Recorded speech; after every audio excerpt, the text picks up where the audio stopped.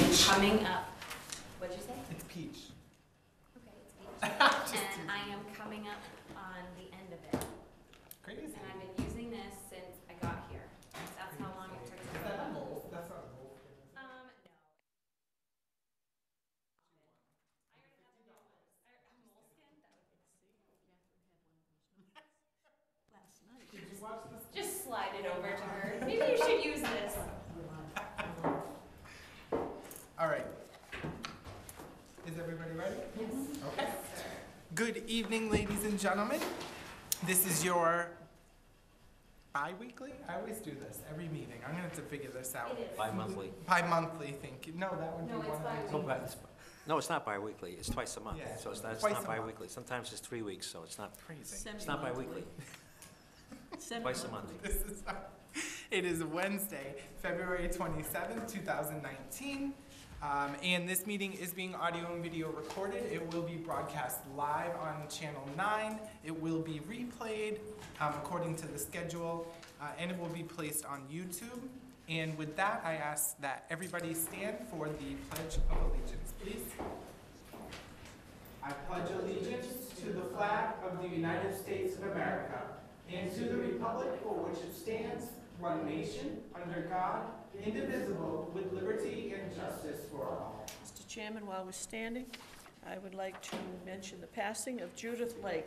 Judith Lake taught in Dayton schools and also in other communities, and she passed away this last week, and I would ask a moment of silence in memory of her, please.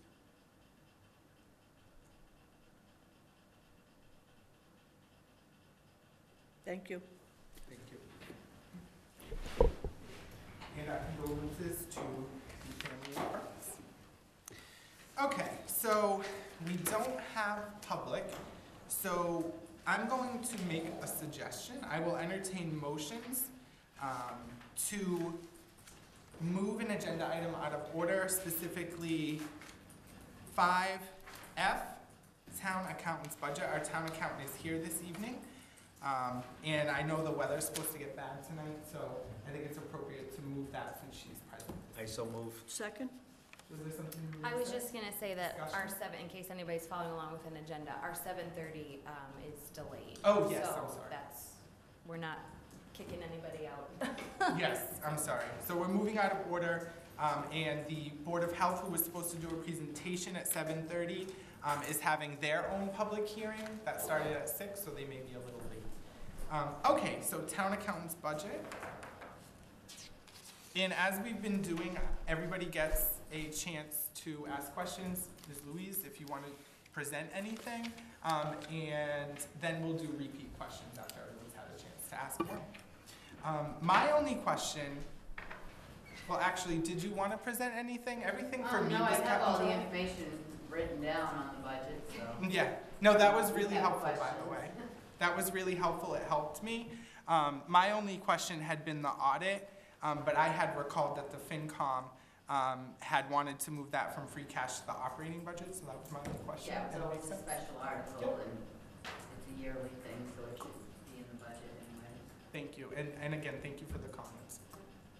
Self-explanatory, so I appreciate that. Selectman Goulart, did you have any questions? No? Selectman Pacheco?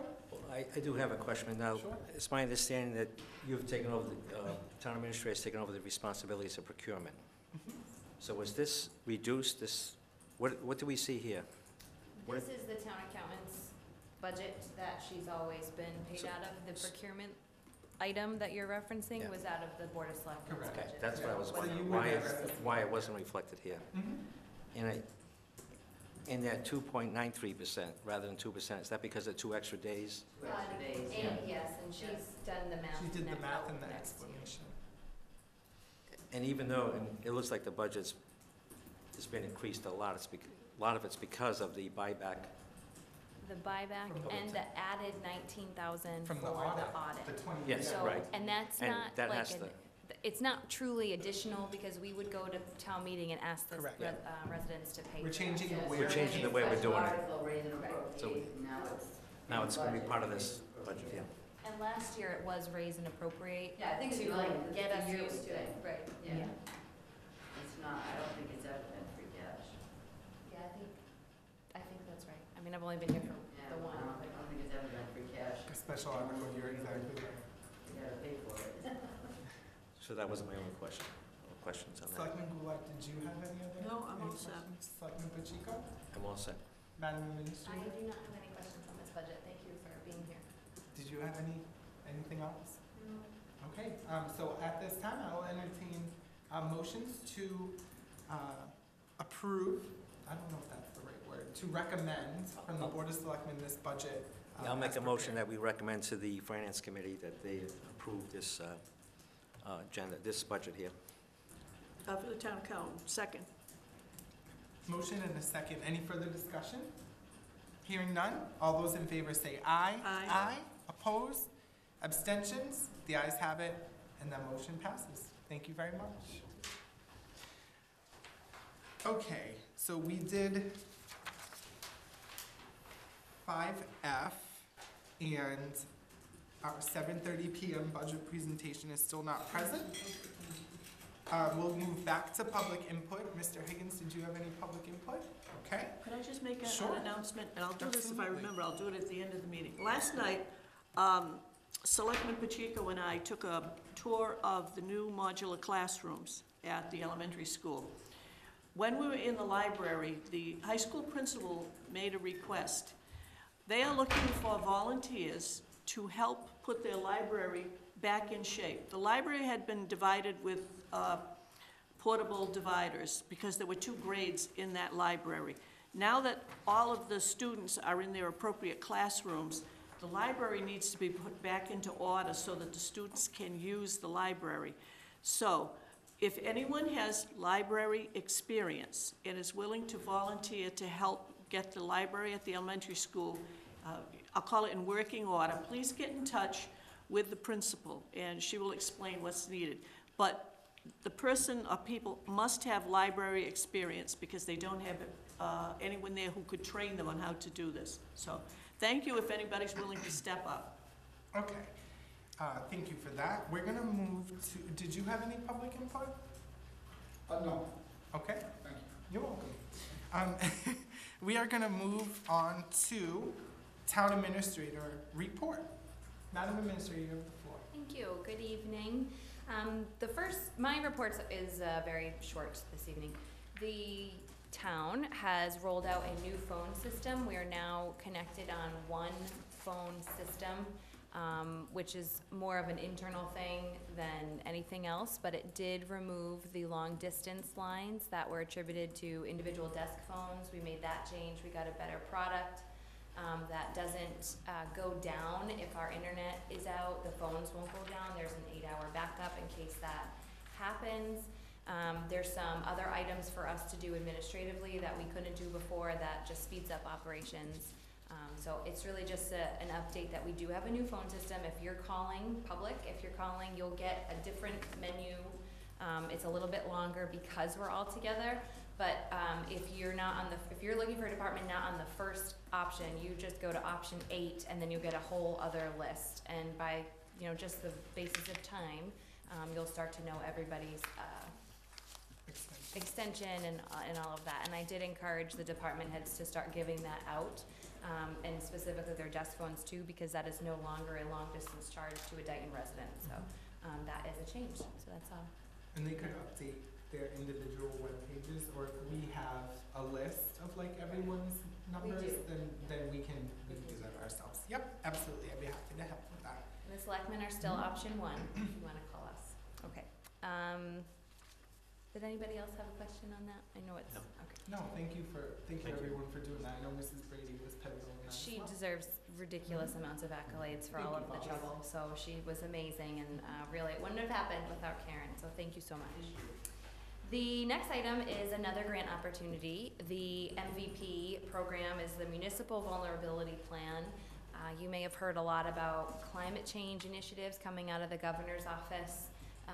The MVP plan has been around for a little bit, but that kind of props up towns. If you have this MVP plan, you get higher up in the queue to get these other grant opportunities. Because we have a long coastline with the Taunton River, it's a tidal river, it's impacted a lot of our areas.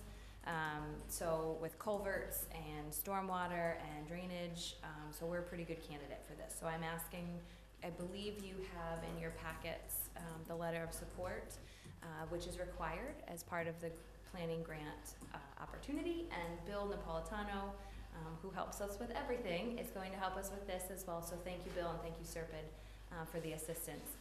The major difference with this grant opportunity than others is that it requires quite a bit of commitment on behalf of the town to have a core team, and those individuals are all on board.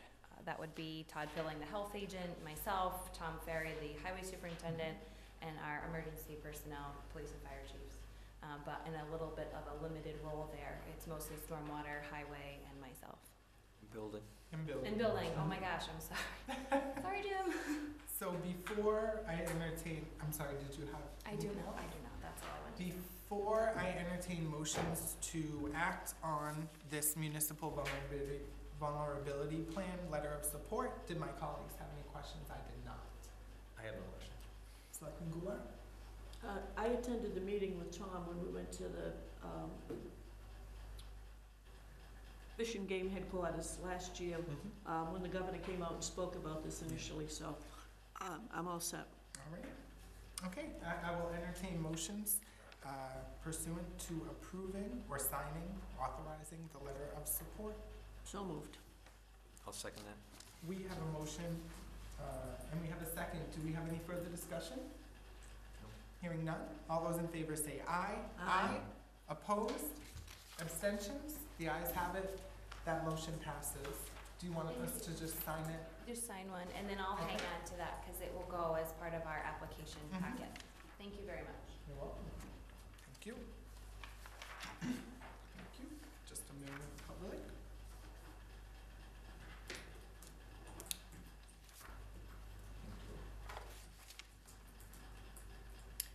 Madam Administrator, did you have any other items that may not have been on here? No, sir, I did not. Thank Okay, you. you're welcome, and thank you, as always. And this is for Mrs. Brady. Okay, at this time, we can move to budget review, updates, treasurer and collector, and I know we had a couple of questions. In our budget packet, we should have received a updated second version of the treasurer collector's budget. Off the top, so I'll just speak objectively, I noticed that the line 5155 of the town treasurer's budget was reduced from about $9,700 was the request, to $7,999. So that was a significant decrease. Wait. Yes? No, that did not go down. It did go down. It did. No, it didn't go down to 7,900. It went down to 9,000. I'm sorry, did I miss the? No. So what we see here is there was an initial request of $9,679.69 for benefit sick time buyback, town treasurer and town collector. What we see in version 2 this evening is $7,999.49 is the increase. So it's Oh, I'm sorry. Yes. it's less by about Yes. $1,700. Okay, and so that's in both the treasurer and the collector. There was so originally, what I'm seeing is that OPEB was a 23.08% increase of about $3,000 was the ask, and that in version 2 has been increased to about $6,000, both in the treasurer and collector's budget. And one of the big questions and so we're gonna discuss that, I just wanted to point that out for the public. One of the other big questions I had was in the town collector's budget, line 5300, professional and technical. It had originally been requested a 900% increase in that line item of $11,700 was like the net increase. That has been reduced in version 220. So I guess my first question would be, what happened there? Sure. And I'm happy about it, but I still Yeah, want no, to know it's what good. happened. So, I'm gonna start with the collector budget, because it's easier. Sure. The $13,000 line was a typo on the treasurer collector's part, Mhm. so it's just 1,300, it's a level funded request. Okay, So that, Oh, okay. that explains It that. was a decimal Just error. yes, well, and an extra zero by accident. So that's a nice little change we like to see. As you indicated, the sick time buyback did go down, and that's reflected in both budgets. And that is due to an anticipated retirement. And then the item that went up was OPEB, which is a item that we discussed or you had some questions on, and I did ask the treasurer about this line specifically.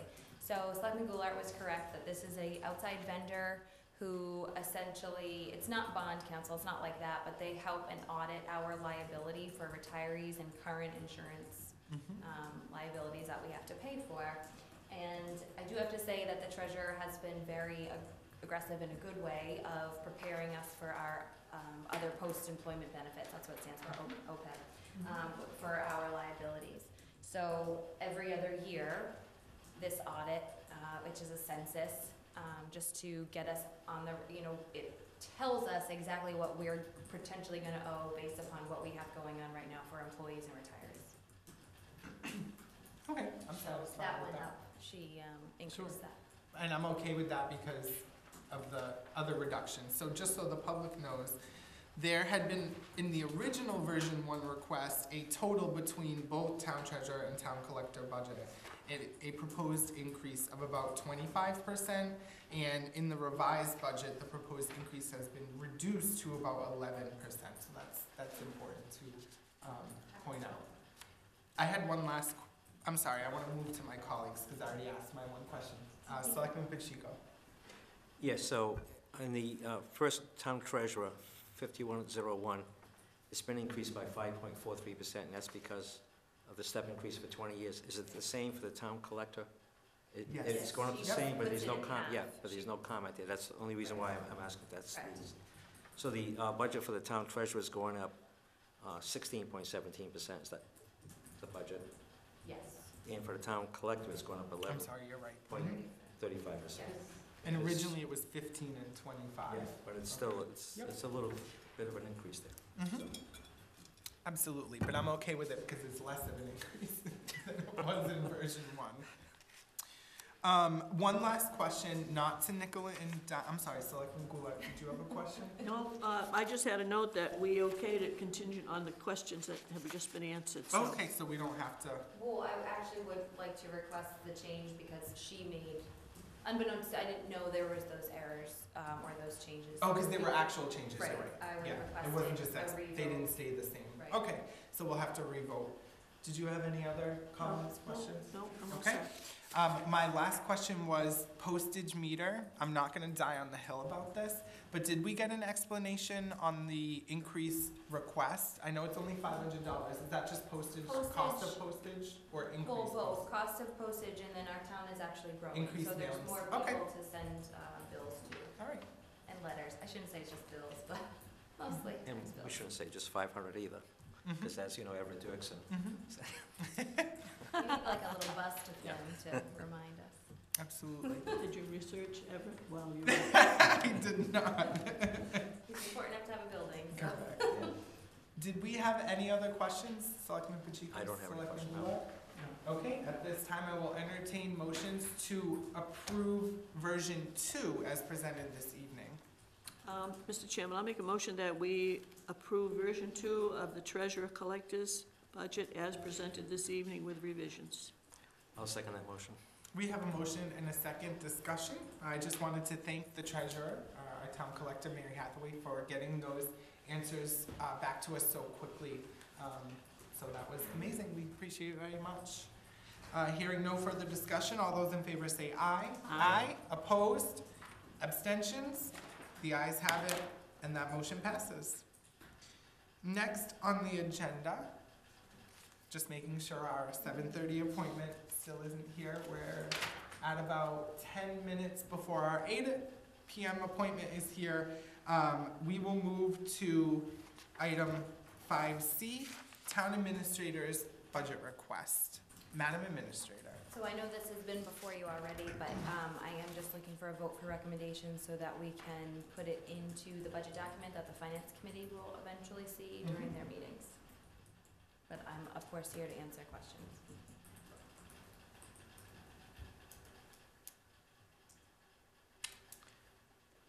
I'm gonna open it up to my colleagues. Selectman Sure. Pacino. Well, I'm concerned about the increase in the salary, 4.55%.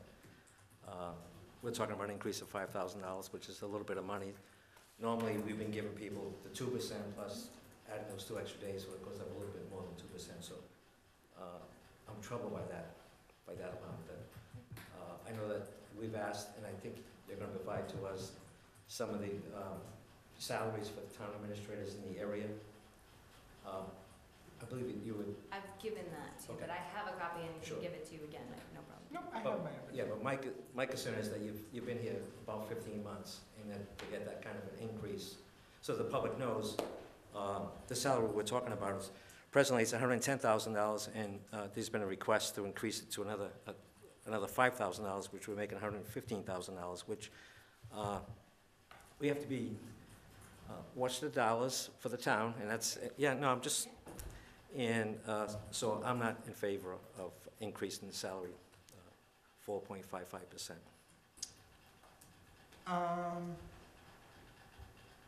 Point well taken. So I'm just going to speak generally. So we are going to have eventually this evening our 7:30 p.m. appointment with the Board of Health. And in those budget requests, not to get a little ahead of our skis here, there are increase requests in hours, for example, for the health agent. And I believe, if I'm not mistaken, that the health agent either received more hours last year or received a perhaps increase in their salary for the hours they were already working. So that's what I'm going to bring up when they come in here. So I'm going to say the same thing that I'm going to say to them when they are here this evening is, I believe you received an increase that was performance-based of $10,000 last fiscal year, correct me if I'm wrong. So I'm prepared to support, based on that fact, the 2% increase, because you do deserve it. And I want everyone here to know that our town administrator is worth $115,000 a year. That's without question. But I want to be fair in my personal recommendations on this budget when it comes to hours increases or salary increases. The only reason that I supported the 16.6% increase in salary for the building commissioner last week was simply because his duties has significantly changed when we voted on his job description, and specifically we had asked him to do facilities management, which is a big undertaking, and so it significantly added to his responsibilities, and I was okay to support a salary increase for that. So I'm going to support this evening, given all that, a 2% increase in the salary of our town administrator for a total of $112,200. So, and I hope that I hope that you understand that I know you're worth $115,000. I want the people of Dayton to also keep in the back of their minds that we do need to try to remain competitive in the salary market, because our town administrator does do a good job and we are fortunate to have you here. And that the voters of Dayton, when they created the position of town administrator, did initially approve, or maybe it was the second or third time, you can correct me if I'm wrong, a total of $125,000. That is the maximum. And Was that salary, or was that with benefits and salary, the $125,000? I believe it was salary. It was just that one line item. So there is room to grow, and I see us getting there, but I'm going to go with the 2% based on what I'm going to say to the other folks asking for more monies. Selectman Goulart, that was it, and I apologize. I'm going to look at every increase separately, and I'm not going to say this one and that one and whatever. I also supported the increase for the building commissioner because of the facilities management part that has now been assigned to him, or will be assigned to him. I thought last week, no, not last week, I thought when we were discussing the town administrator's salary, consensus was 5 was too high. And I don't remember a low. maybe it was 2%.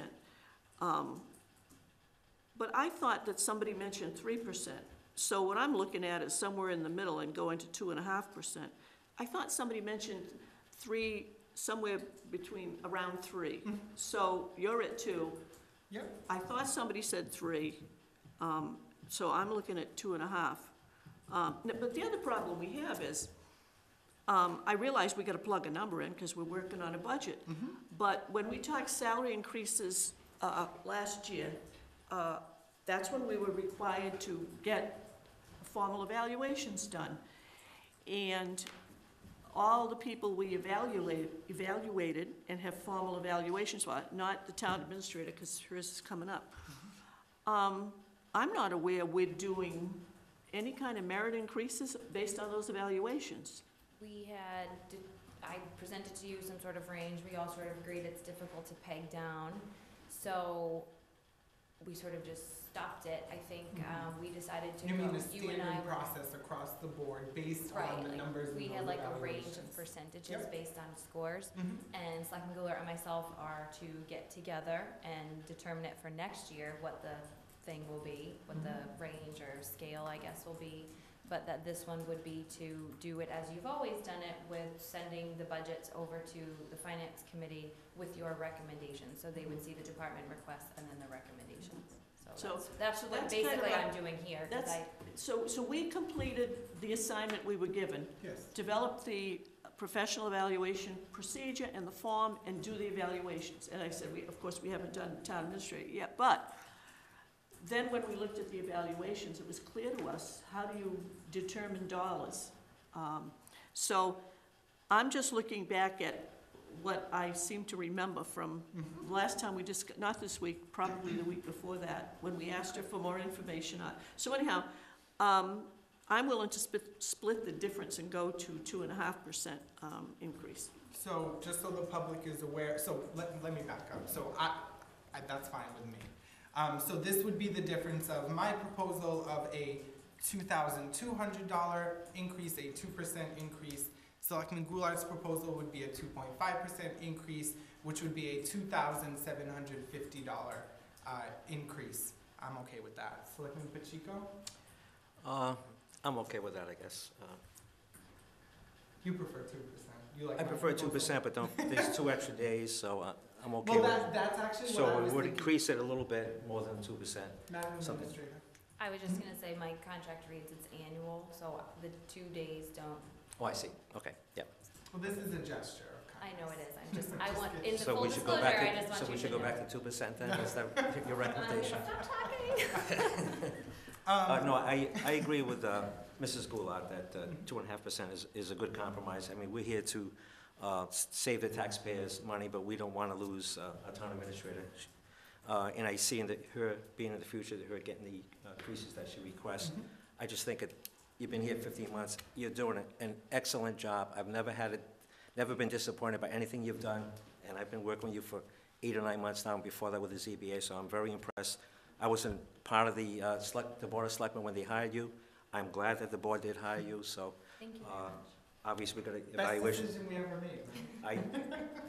One of the best, yes. Absolutely. I don't have to look at all your other decisions. Don't go back that far. Yeah, no, but I'm impressed. I don't want to lose it, but we have to be conscious of the money that the taxpayers have. And I've mentioned several times, we have people on fixed income, we have seniors who have to worry about, I mean, they don't have opportunities that maybe some of us have to go out to a restaurant and that kind of stuff. We have to always be conscious of that.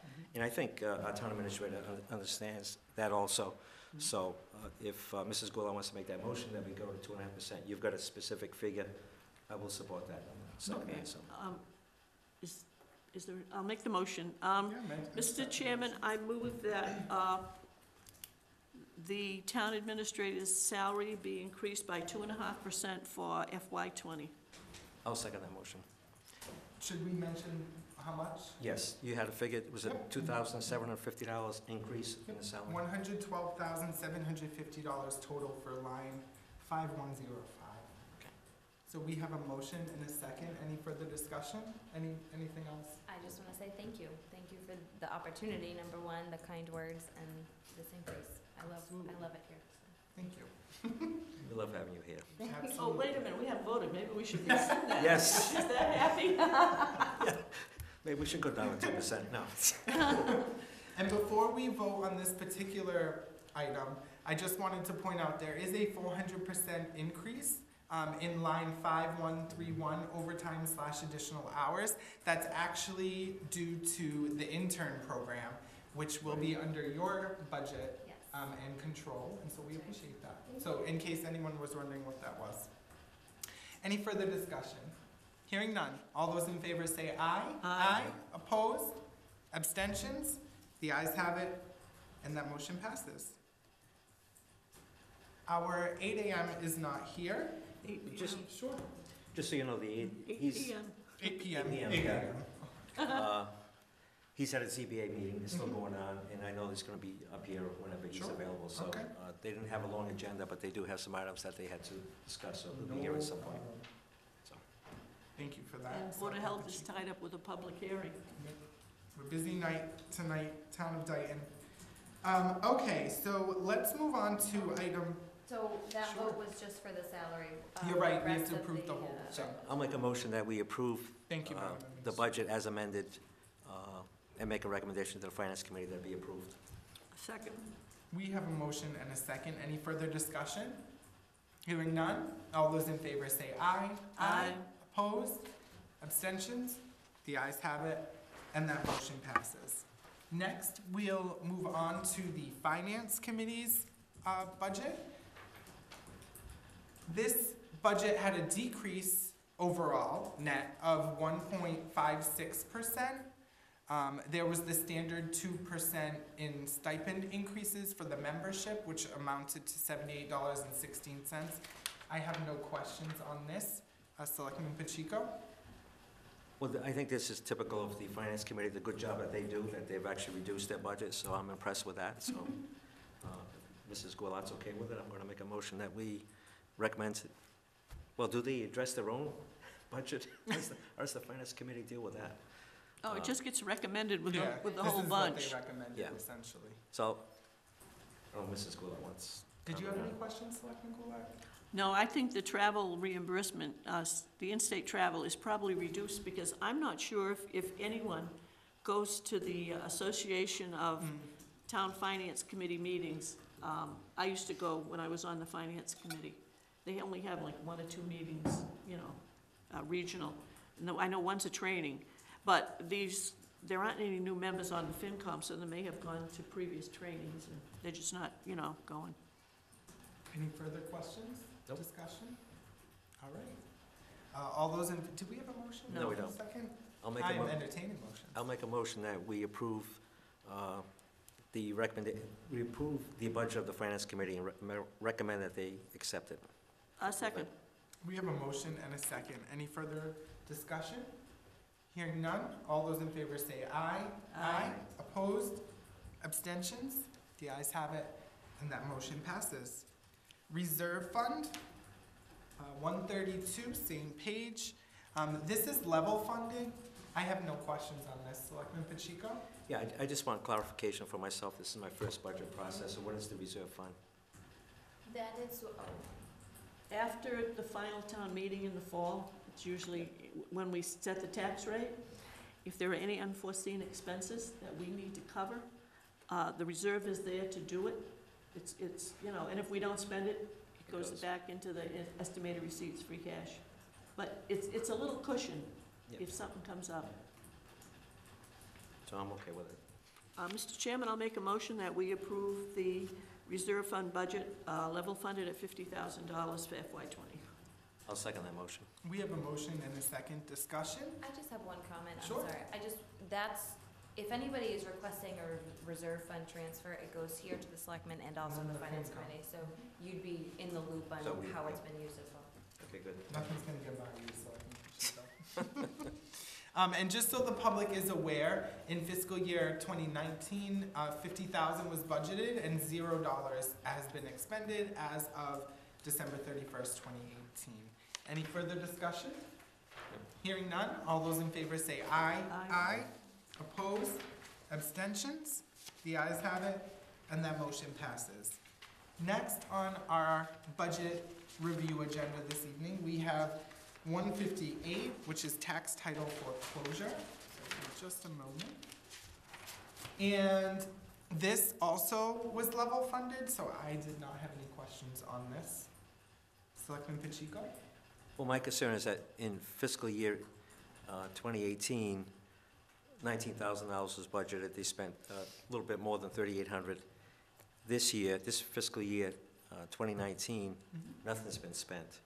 And then they're asking for the same amount of money. So I get concerned when, well, I get concerned when we're asking for all this money and we don't spend it. It becomes free cash, and then as we know, everybody, We spend it at the we spend it. Everybody comes in looking for the, That's so, fair. which means that we're taxing people and then we're Correct. taking the money. So Correct. I would be in favor, I would like comment from you as far as this fund goes, but I would be in favor of cutting it in half. I support that. Did you, Selectman? I wouldn't cut it simply because this is controlled by the collector, and obviously there are delinquent taxes out there. She does everything she can to set up payment plans and everything else. And if payment plans can be established, she doesn't have to go to tax title to start proceedings to take property. If a tax payment plan is not set up, or someone doesn't meet the obligations, or it's something that's been out there hanging and they've done everything they can to try to assist the property owner, then that's when tax title foreclosure gets involved. And the money is basically for the legal process, the advertisements, the attorney that handles, there's a special counsel that handles foreclosures and all of that good stuff. And there's the usual kind of work that's involved with making sure the title is, who owns, we're gonna grab it. But anyhow, that's basically what it's about. And I don't think this has increased in a number of years, but it's hard to predict. For example, maybe nothing's gonna happen this year. We don't know what's gonna happen in FY20. And if we don't fund it, at least at the level it's been at. Well, if we don't fund it at the level that we have in the past, and they need more money, they come back before the town and ask for more money. So I'm concerned that, I hear what you're saying, Mrs. Goulart, but I'm concerned that we're taxing the people $19,000 on this particular budget item, and spending up maybe $4,000 of it. And it's a $15,000 that we're collecting from the taxpayers, which I don't think is correct. And if they ever need that money, and we haven't provided enough money, let them come back and we'll take it to the town, let them decide. And I would be supportive of that if they needed more, because that's something, you can't really do Yeah, no, anything they need. I would not deny it, but Yeah. why are we always tying up this money and then it becomes free cash, so. And So it's I'm- not like you're asking for I didn't mean to cut you off, Yep, no. Selectman Pacheco, but it's not like you're asking for a reduction on something where they're spending it every year. You're asking for a Sure. reduction on something where it looks like in the last year and a half hasn't really been even used more than 25% Right. of it, or 30. So, Madam Administrator. You had said you wanted a comment. Yeah, sure. I wouldn't cut it in half, but it is on I have a spreadsheet for myself that I kind of highlight where I would cut if we needed to. And I actually filled in 16,000 and just shaved off about 3. I'm wary of cutting it because of the concerns raised by Selectman Goulart. I think they're valid points, but I think 16,000 would get the job done. And if anything was really in arrears right now, that would cause it, we would be aware, there would be warning signs, I think. So I was actually, in my column that I was working on, had it at 16. I know it's not a lot, I know it's only 3,000, but I it just- wouldn't leave us I just want struggling. to, just like in a general way, I feel like if something's not being used, then that's when you should reassess whether it's that level of request is needed. So if we weren't gonna reduce this, then really what else, we wouldn't be reducing anything we were using that type of a logic is what I'm saying. But I do get what you and Selectman Goulart are saying. It makes sense to me. I'm almost, Selectman Goulart. I'm willing to make a motion to put this on hold and ask the collector to tell us what is in the hopper right now that may not get settled this year. If it gets settled this year, then there will be more expenses showing. If she's got some foreclosures in the hopper and they don't settle this year, then there's gonna be money needed for next year. So I think it would be wise to just find out from her what she's got in front of her. Right, not the specific cases, obviously, No. it's confidential, but, Estimated, yeah. how much do you think you're gonna spend between now and June 30th? Do you have foreclosure cases that you're acting on? If you've got foreclosure cases and you don't expect them to settle by June 30th, what's your best guess that the expense for those cases will be in the next fiscal year? Because these are all legal things and they get drawn out. So I think it would be wise to just say to her, and then say to her, we're looking at these numbers, the suggestion is either cut it by 3,000 or cut it in half. Tell us what you think, Mary, because you're the one who deals with this. You're the one who knows what kind of cases we're looking at. All right, so I'm gonna make a motion that we delay action on this one to get further information from the tax collector. I'll second that motion. We have a motion and a second. Any further discussion? Just that if I'm not convinced, or when she comes in and speaks to us, I'll be making a recommendation that'd be $10,000, so it's a little bit more than half, so Okay. nice round figure, so. And I think it's, I mean, I can accept that if I hear her say, I'm only anticipating this, and it's probably gonna be okay to do that, as opposed to, I've got cases this year that I don't think are gonna settle, I'm gonna have to take them into FY '20, and I'm gonna need the money. So, we'll have a better information base to determine this one. All right. Any further discussion on this? Hearing none. All those in favor say aye. Aye. Aye. Opposed? Abstentions? The ayes have it, and that motion passes. Okay, next on the agenda, we have, under budget review, the fire department. Bear with me just a moment. I had a couple questions. There was an overall net of about a 1% decrease in the budget request from the fire department, so I don't have too many questions. Well, Sure. Be careful on those now when it's another building, because we took all the energy costs out Moved it and to moved it to public buildings. buildings. So Sure. a lot of your budgets are gonna have Mhm. this false, I shouldn't say, it's definitely lowering because Mhm. it is, but this false perception of how much it's lowering. It's not, yeah. So, it's still important to look at everything else too. He did go down in quite a bit though, so, I think he's doing his part To be conscientious. So I had a couple questions. My first question is the increase in line 5300, professional and technical. yes. I'm sorry, excuse me, 5340, communications. I did have a question about professional and technical, but I only have one question first, so I'm only granted one, so I'm gonna go with the bigger increase. What was that attributed to, $865 increase The net- requested? Is that for the new network and phone improvements? Yes, sir, that's Okay. exactly what it is. Okay, that's So, what I thought. for those I of used my you- question on that. I was just gonna say, maybe I should present so they save that question time. So I did ask him about that. It is for the network. We have, Mr. Chris Rauner from Netrospect, who you also voted on, previously at a meeting. He's set them up. They're having great success with improved network capabilities. And also, they now have, a year ago, the fire department didn't have voicemail, and now they're all set up with voicemail. But they're part of this contract, this Comcast system that we all have. So I have to look at that more closely, because some of that money can probably be taken out, because we have a line in our selectmen's budget for the phone system. But that, yes, that's exactly what it is. And you had a question about professional technical, so I'll just jump in there. That's for physicals for new hires that is required for their appointment. Sure. Selectman Goulart?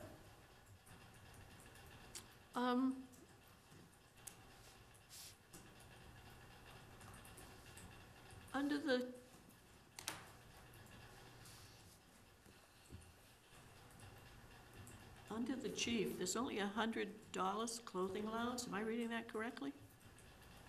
That would be. 5152? I believe that is for his ambulance billing staff, and it's splitting. 'Cause Okay. she also does some administrative duties for the chief. She's not solely funded through the ambulance fund, which is next on our agenda. Well, my question is not so much where is the clothing allowance for the chief? Am I not seeing it here? 5152. Well, that's what I just questioned. And It's only $100. And that is, Doesn't sound like enough money. so under benefits uniform allowance, it's a 5152. Because they, I believe, pay the vendor. They go to their place, they Oh, it's- order their stuff, and they pay the vendor, so the processing goes through and pays. Okay, But so it's always been 100. are you saying that the 5152 under Mhm. personnel expenses, Is the clerical union clothing allowance for the ambulance billing clerk. And No, I no, think that's- Selectman Goulart's no, it's asking 11.5. What I'm saying is, Mhm. up the top half, we have the salary for the chief, and we have other things. And we have a 5152, that's only $100. So is that the person in the office? Yes. All right, now we drop down to 5152 uniform allowance. Does that 11,500 include the chief? I believe so. Okay, all right, that's And all I'm saying. It I, goes low because it's 11.5 in the next budget too, so he just takes everything and splits it. okay, all right, so, yeah, it was the 100 at the top that I thought, that doesn't Right. look like enough money. And then I looked at that and I said, Mhm. he's entitled to that, where is it? So, I okay. actually had, I'm sorry, I'm gonna come back to that. Selectman Pacheco, my apologies. You realize you asked two questions when you asked one before. No, So just one no, more. she answered it in anticipation. Anticipations, so but it she wasn't gave gonna me be a your gift. question. I am impressed with this budget in the sense that I've been concerned about we appropriate money for certain items and then it's not spent and it becomes free cash. And he's actually addressed that. He's looked at his budget and seen that he hasn't been spending monies in certain areas and he's reduced it. In the overall budget, I know we're taking into consideration the public building part of it, but his budget's been reduced by 0.75%. So I have no questions about the budget, so you get to ask your third question. I do have one question, but it's more, and this is my last question on this one, regarding the uniform allowance. Why, so as of, December 31st, only 3,500 of the requested 11,500 have been spent. So do they normally spend it in the last? So 6, 7 how their system is set up is they go, they order, and then it's paid through by the vendor, like a regular invoice, as if we would be paying for something. If they don't use it all, they lose it. So each firefighter slash paramedic is entitled to $1,250 for clothing allowance, that's a contractual obligation. And they basically have little accounts. So if that is used up for you, you're all done, and if it's not used up, it goes and is returned to the general fund. So that's just however many employees times $1,250. And real quick, line 5870, I know I'm such a cheater. The $500 increase for replacement equipment. Do we know what equipment by chance what that is? Yep, 5870. Yep. So, I know he's been looking a lot at the ambulances and the fire trucks and what they need, and it's just general maintenance. I think if I'm being honest, like, taking the energy and non-energy bills out of these respective budgets leaves less of a cushion. So, I think there's that playing into it, but I think it's warranted. I mean, I agree. I think he's done a great job with this budget. I'm pleased to absolutely. see it, and Absolutely. he's a taxpayer himself, so, Yeah. it impacts him. Were you gonna say something, Selectman? I agree too, and really, this is the first budget for the fire department that has been put in place since we had changes in personnel. When we had an interim chief, because, that budget was kind of put together with the best guess of what was going on. And so we went from a permanent chief to an interim chief, to then a permanent chief. But this is the first budget year for the current chief, the full budget year. So, and the other thing too is, it's really not a $4,700 savings as you said, there's a $14,000 transfer of expenditures to other budget. But I think, looking at this, I think from what I can see, this is, he's done a good job putting this together. He's looked at his fuels and travel and, dues and subscriptions, and that, I'm sure, his meetings and that. So he's really looked at expenses, I think. I think he's done a good job for his first budget year, full budget year that he's responsible for. Absolutely. Do we have, that goes without question, that's objective analysis. Spot on. Do we have any other further questions, comments, anything on this? All right. And we will get to the ambulance budget next after we take this vote, and that looks like a net reduction as well. So it looks like they've been very mindful of the taxpayer in budget season, so we appreciate that. I will entertain motions pursuant to the fire department budget request. Okay, I'll make a motion that we recommend the budget for the fire department as presented. I'll second that motion. We have a motion and a second. Discussion? Hearing none. All those in favor say aye. Aye. Opposed? Abstentions? The ayes have it, and that motion passes.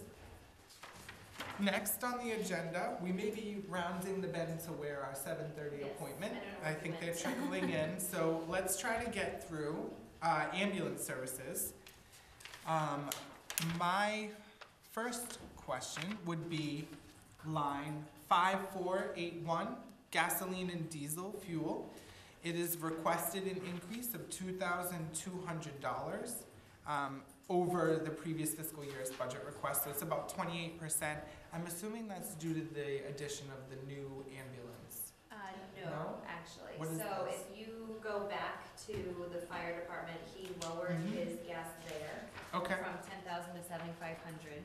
And the ambulance budget, or ambulance services budget is increased to 10,000. And he said it's for the ambulance fuel, running two, and half of the fire engine fuel, because on many ambulance calls, they have to send the fire engine as well. So Oh, the that rescue is- truck, What's that? the rescue truck. Yeah, right. So that is indicative of what that is. Thank you. It's like the worst sentence ever, It and I was just apologize for that. reallocated Yeah. costs. Selectman That's not gonna be Goulart. in the minutes like that. Um, And the six, just in case this is anybody's question, I'll say that 5,300. Is this the Brett's question? professional- This is, the 6,000 request, $6,000 request is also for the network for professional technical. The increased work that's going on. over there. 5151 medical training, that's a big reduction. I think I'm looking at the wrong. Now, I think they have to take, or they have to keep up to date, maintain licenses and that. But I don't know if it's every year or if it's every 2 years. So I'm just wondering if it's, this is an off year for training, meaning courses, because they're pretty much all caught up. Mine is showing a level fund. 5151, medical training. 14,000. No, so No. it was 11,000 in fiscal year 19, and this year they're requesting 6,000. It's a so reduction of $5,000 about cut. 5,000. Yeah. 5151. Yeah, under 5150, personnel yeah. expenses subtotal, there's, I think maybe I have a different budget, because I'm looking at it and it says FY19 request 14, department request 14. no, you gotta go down further. See the subtotal there, the dark numbers? Drop down one line below those, the personnel Oh, expenses. 5151. Oh my gosh, I'm Under sorry. personnel expenses. Under, so it's a 70 account. Mhm. You want the regular, okay, I'm sorry. They're on there. Sorry about that. Sorry about that, public.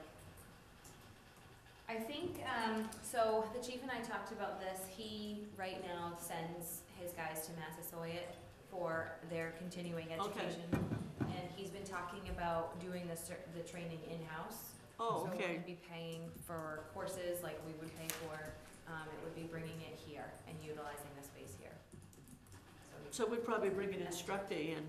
Oh, that's a good idea. And he also said that his personnel are actually qualified to teach as well. So it would be kind of a one-day rate of training pay, I guess, for us to provide it to our own people. I asked him if he would open that up to other towns like Berkeley or Rehoboth, and he seemed amenable to it, and now we have our meeting space, so we have the space. the room. Yeah, they And could have pay their space some kind of a station fee to attend. It would Right. be, Exactly. she's still cheaper than the Right. college. 5302, isn't that wonderful? $13,000 decrease and no more grief. Bye, Comstar. Thank you, That's our- next.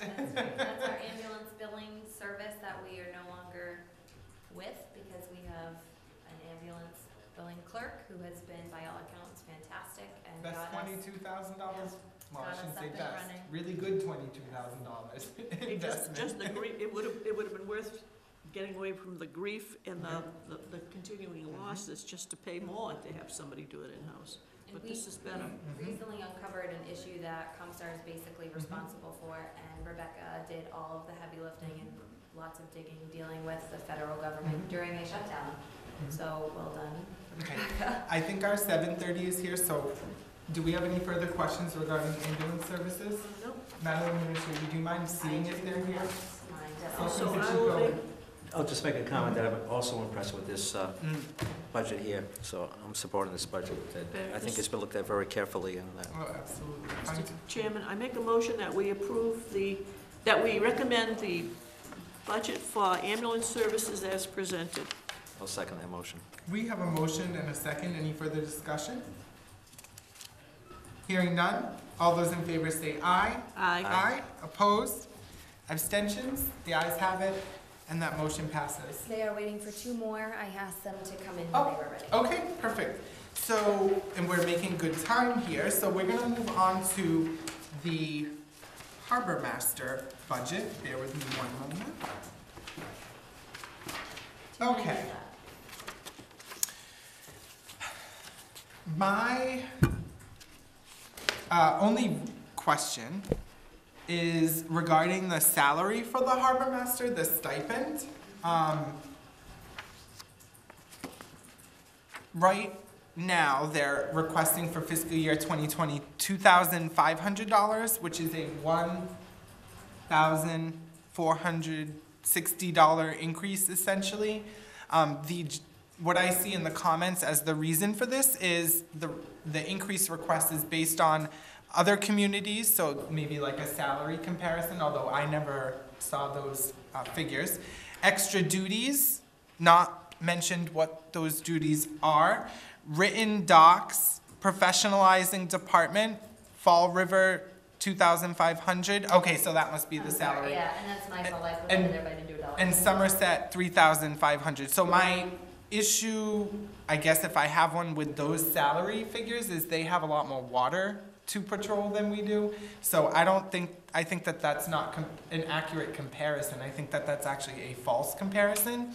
I don't want to belabor this point, so what I will simply say is I'm going to go for a 2% increase would be what I'm happy to vote for on this. Selectman Goulart. I would support 2%. If there is other information, I think, did he present any kind of written detail to you? This is Information's it. right This there. is that. The comments is our Okay, information. well, And I can expound on the written docs in the professionalizing department, because I'm a little bit involved in that. The harbor master introduced a body camera, which he did receive permission for, and he requested, I thought it was a good idea. We put signage on the boat that says under surveillance. But in doing so, I requested a written policy about what we would do with the recordings and how it would be retained and all of that. So he's been involved in that.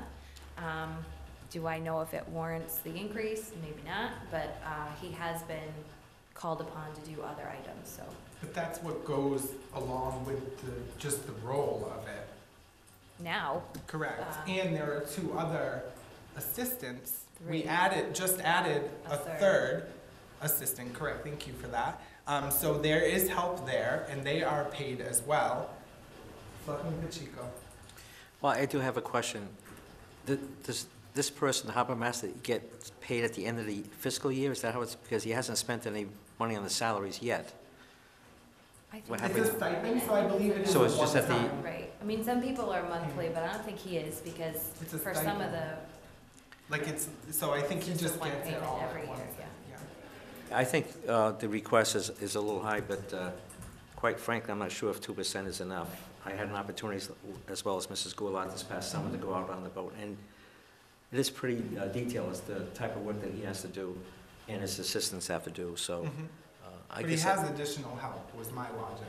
Yeah, no, I get that. The time that we went, he had one of his assistants with him, Mhm. and I think his job is really involved, and sometimes he has to deal with some difficult characters out on the water that may have been drinking and may cause a problem. So I'm not opposed to, I think it should be more than 2%. Now, how much more, we can discuss that, but just to go up 2%, I'm not sure if that's correct.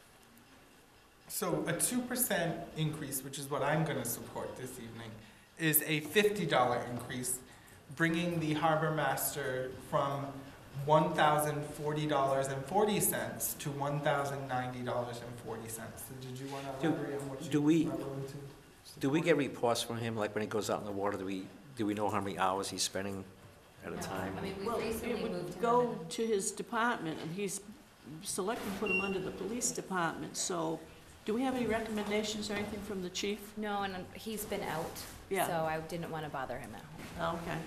But we can, he's back, not next week, but the week after, and that would be in time for your meeting. If, I'm willing to make a motion that we put a hold on this one, just to get some additional information about hours, and if the chief has a recommendation, and if there are other extra duties, what is he referring to here specifically? I'll second that motion. We have a motion and a second to hold this. Any further discussion? Hearing none. All those in favor say aye. Aye. Opposed? Abstentions? The ayes have it, and the motion passes. So, thank you everyone for coming. We have our original 7:30 PM appointment, our budget presentation by the Board of Health. So we are going to move to that. We do have another presentation after that, so the original intent was to limit this to 30 minutes, so I'm going to limit this to 30 minutes if that's okay. And with that, thank you. And with that, I'm throwing this over to the Board of Health.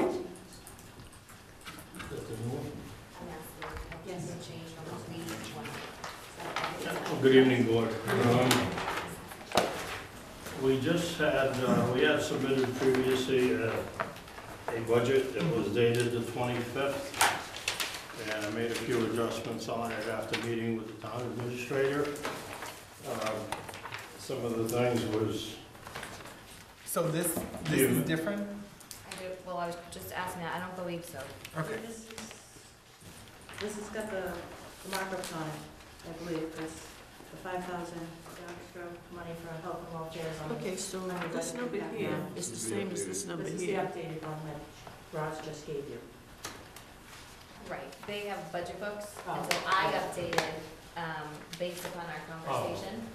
So I just wanna make sure they are looking at the right document, and if it's different, to highlight if it is, but I think it's the same. so they're looking at what you and I discussed. Yes, sir, and, Okay. looks like the first one is the same, Yes. so. I'm sorry, Chairman Myers. Proceed. Well, over here. Yes, absolutely. So, under animal control, the total budget that's proposed is $30,696.15, right? That's the number? Correct. Okay, all right, we're on the same page. Yep, absolutely. Yeah, as you know, the board has been split now for approximately a year and a half, I think, going on 2, actually, this year, and we're still building and identifying things within the town that we're gonna address for 40, 50 years, I'm gonna say 30 years maybe, so, which put our Board of Health behind. We have made some changes to the budget this year, which we hope be our final major adjustment to this budget, because we are on a, seems like on a daily basis, but it's not, but on a monthly basis, we're consistently receiving more and more work from the state.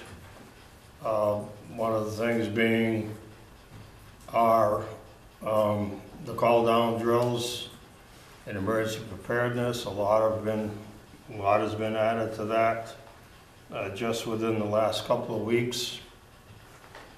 We are responsible for now the call down drill for emergency preparedness, and we also have one for our emergency dispensing site. So there's 2 call down drills each month, quarterly. And what the state used to record, attendance and all the paperwork, now is our responsibility. There also is something that just recently came down, similar to the plan we have for EDS. This is a special plan they want us to create for an influenza pandemic. And it's so new, we really haven't had a time to read it or digest it yet, but it looks like it's going to be quite, not complicated, complex, I guess, if you will. So that's on that side. Now, we also, as you know, there are subcommittees under the Board of Health. Can I ask you a question? Betcha. I don't mean to interrupt you. Is there any way we can go line by line? So like just Oh, I start thought with you the wanted a animal presentation. control? That's what I wanted to do. I mean, I'm gonna let you present each If of you- the ones. If the board wishes to address a certain Mhm. particular line that you question, that's fine. But when you said a presentation, I thought, you know, I don't think I need to explain exactly what the board does, but we have had a lot of work added to us, not only in the stormwater area, but emergency preparedness. And so we can go through it line by line, or I'm sorry, I didn't mean line by line. I should be clear. I just meant individual budget by individual budget. yeah, however you want to do it. That would be That's the best fine with way. me. Is that okay? Yeah. Selectman Pacheco, So let's is do it- animal control first. Oh, You- do I you need to stay stay right here? there. You want to stay there. So did you have anything you wanted to present on animal control specifically? I actually didn't really have any. Everything was pretty self-explanatory. Yeah, I mean, it is. We created a budget that we feel works for the fiscal year that we're in. As you see, I'm sure you already got it in the back of your mind when we get up to the salaries. You're gonna question why do we need 40 hours? And I was just trying to explain that to you. But that's not on the animal. That's not control. ACO. Let's do the animal control. That's not on- the animal that's on- control. Oh, we don't wanna go there yet? Not yet, no, let's just focus on Department Yeah. 292, animal control. I actually Okay. only have, Any particular question on that? I don't have any. I do, and I'm not nickel and diming here, it's a legitimate question. So the salary for the assistant ACO, it hasn't been spent in, it looks like, well, we're not through this year, but it looks like that $500 doesn't get spent, so why do we keep putting it in? Sorry, I don't mean to put you on Just the in spot. case, With the anticipation that somebody else. just in case, we haven't been able to hire an assistant ACO, so that's just me. But I think that's because it's only $500. Well, it was more than It that. was and 2,200, couldn't- and We we- couldn't and hire we got somebody cut. even for For that that. amount, and so we've just let it go, and we've brought it down, just in case, when I leave town, I contact Swansea Yeah. and ask them if there's an emergency, not nickel and dime stuff, but an emergency, will they come in? Now, if that ACO required some kind of payment, that $500 would go to something like that. I guess my question is, why aren't we putting, and I just want to be clear, I'm not advocating for more money here, but my question is, if it's needed, which is going to be my next question, why aren't we putting more money in this? and making a serious effort. And again, I'm not saying we need to do that right now, but I'm not laughing at you, curious. I'm laughing because of all we've done over the years to try to fill this position. Going back to when I I know, was on, I've read the meeting minutes. we just, we've come this close to having an assistant, and then it just falls apart. Extremely difficult to find anyone qualified to do it. We thought, remember the time when we were gonna have somebody just cover weekends, and we'd pay them just a flat fee to be available on Saturday and Sunday, not big money or anything, and even that didn't work out. We've had different variations of how we're gonna cover this. Primarily, the reason we couldn't hire anybody is because they were making themselves available every weekend. So, then I was speaking with Mrs. Ferry, so maybe we can work something out where they only work every other weekend. And she has a weekend off and this person has a weekend off. And I thought we were almost there until the finance committees, at our very last meeting, decided 500 was sufficient because we weren't really staffing and paying an assistant. We were trying to get there, but they took the money away from, so that kind of ended that for now. The reason I brought this up is because we are moving towards having, you know, I don't know what the proper word is, a fully functional animal shelter. So I feel like we might need to consider, and I don't mean to push the Board of Health on this, but we might need to consider if we're going to need an assistant ACO, because we may need someone to staff things while Stacy needs to be. There are a lot of things I think we need to talk about. Did you have any comments on that, Mrs. Ferry? And if you don't, that's totally No, fine. I understand what you're saying, but then we would have to really define my hours. Are we gonna have an assistant that covers from 5 until 7, and only gets paid if they go out and call in on weekend, or every other weekend?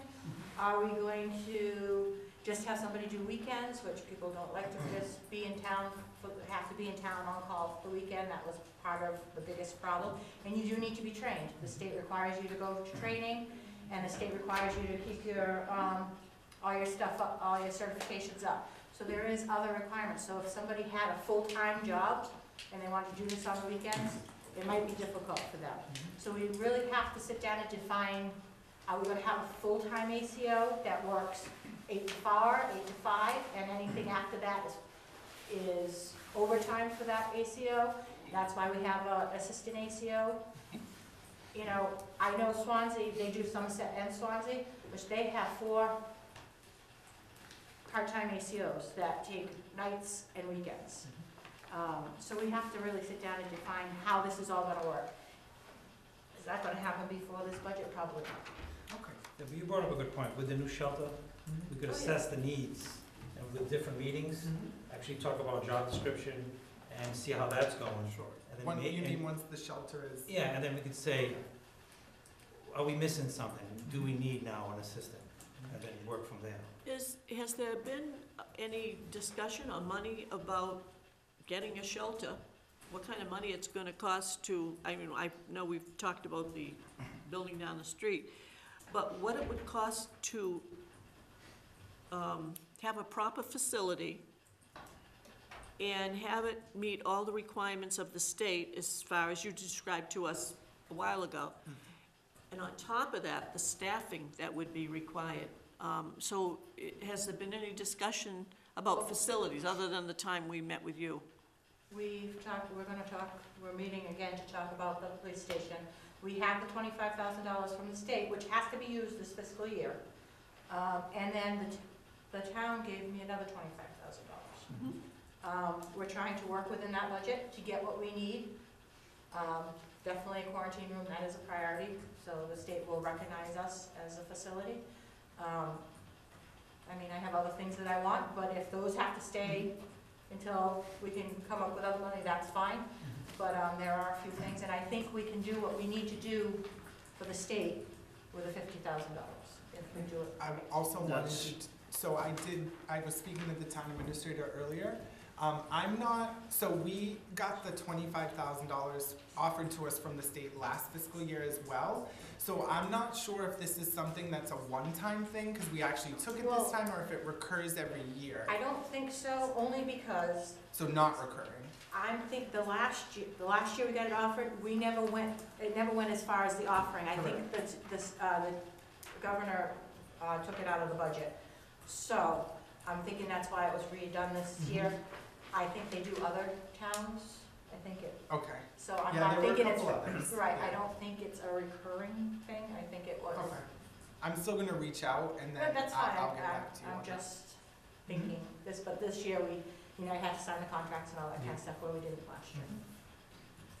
Selectman Pacheco, did you, Chairman Pires, were you gonna say something? Well, I think you were alluding to proper staffing of the new facility, up to state mandates, Correct. full coverage, 24/7 in town of Dayton. I think you're talking $75,000.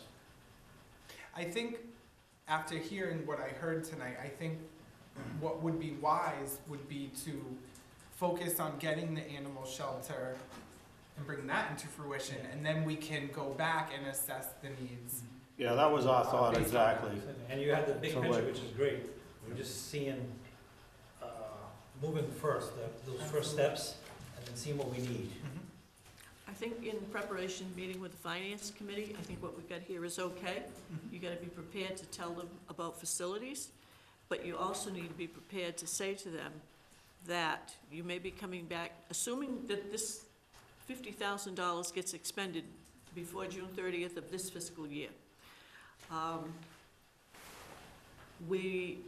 I think you're gonna have to be ready to tell the finance committee you're gonna have to come back for more money over and above this to operate. I don't think there's enough money in here to operate that facility for the next fiscal year. This will get us through the way we're operating right now, but if in fact the $50,000 is expended on the facility, I think we're gonna need more money for operational costs, but also, the staffing we're talking about. Now, the finance committee doesn't like to see positions added during the year. That's why I'm saying when you meet with them up front, they need to know that you're gonna be coming back in the fall about not only facility money, operational money, but also staffing money, salaries, you know. Selectman Pacheco? Why do we think the volume's going to increase with the new animal shelter? Why do I think? Yeah. Because now we're gonna have a facility people can get to, and I believe that, like every shelter, there'll be dogs weekly tied out front or cats left in boxes near the shelter. I can almost bet my life on that. Every shelter has it, it's not something you can stop. They do it, even if you have cameras, they still do it, they figure out how to do it. The shelter that I have up there, I had one dog tied to the fence, the outside fence. But because they can't get to the shelter, it's not as readily available. But now that I'm going to be right on 138, and it may not even be people that live in town. So should we put a fence around it? No. I mean, too, with the leash law now in effect, Right. I think that's gonna be a substantial increase in dog. Presently, right now, we're not refusing any animals. No, I am not refusing animals. So, But we can't, if I recall, bring cats, right? I cannot put cats in the So shelter. so there's gonna be an increased volume just if cats after it cats. gets fixed are there, so Right, that's or any already kind of, there. if I pick up cats or even working Correct. with the feral cat problem, you know. Yeah. and what is the status of the improvements at the animal shelter? Has anything been done yet, or Up there, no, we haven't done anything up there.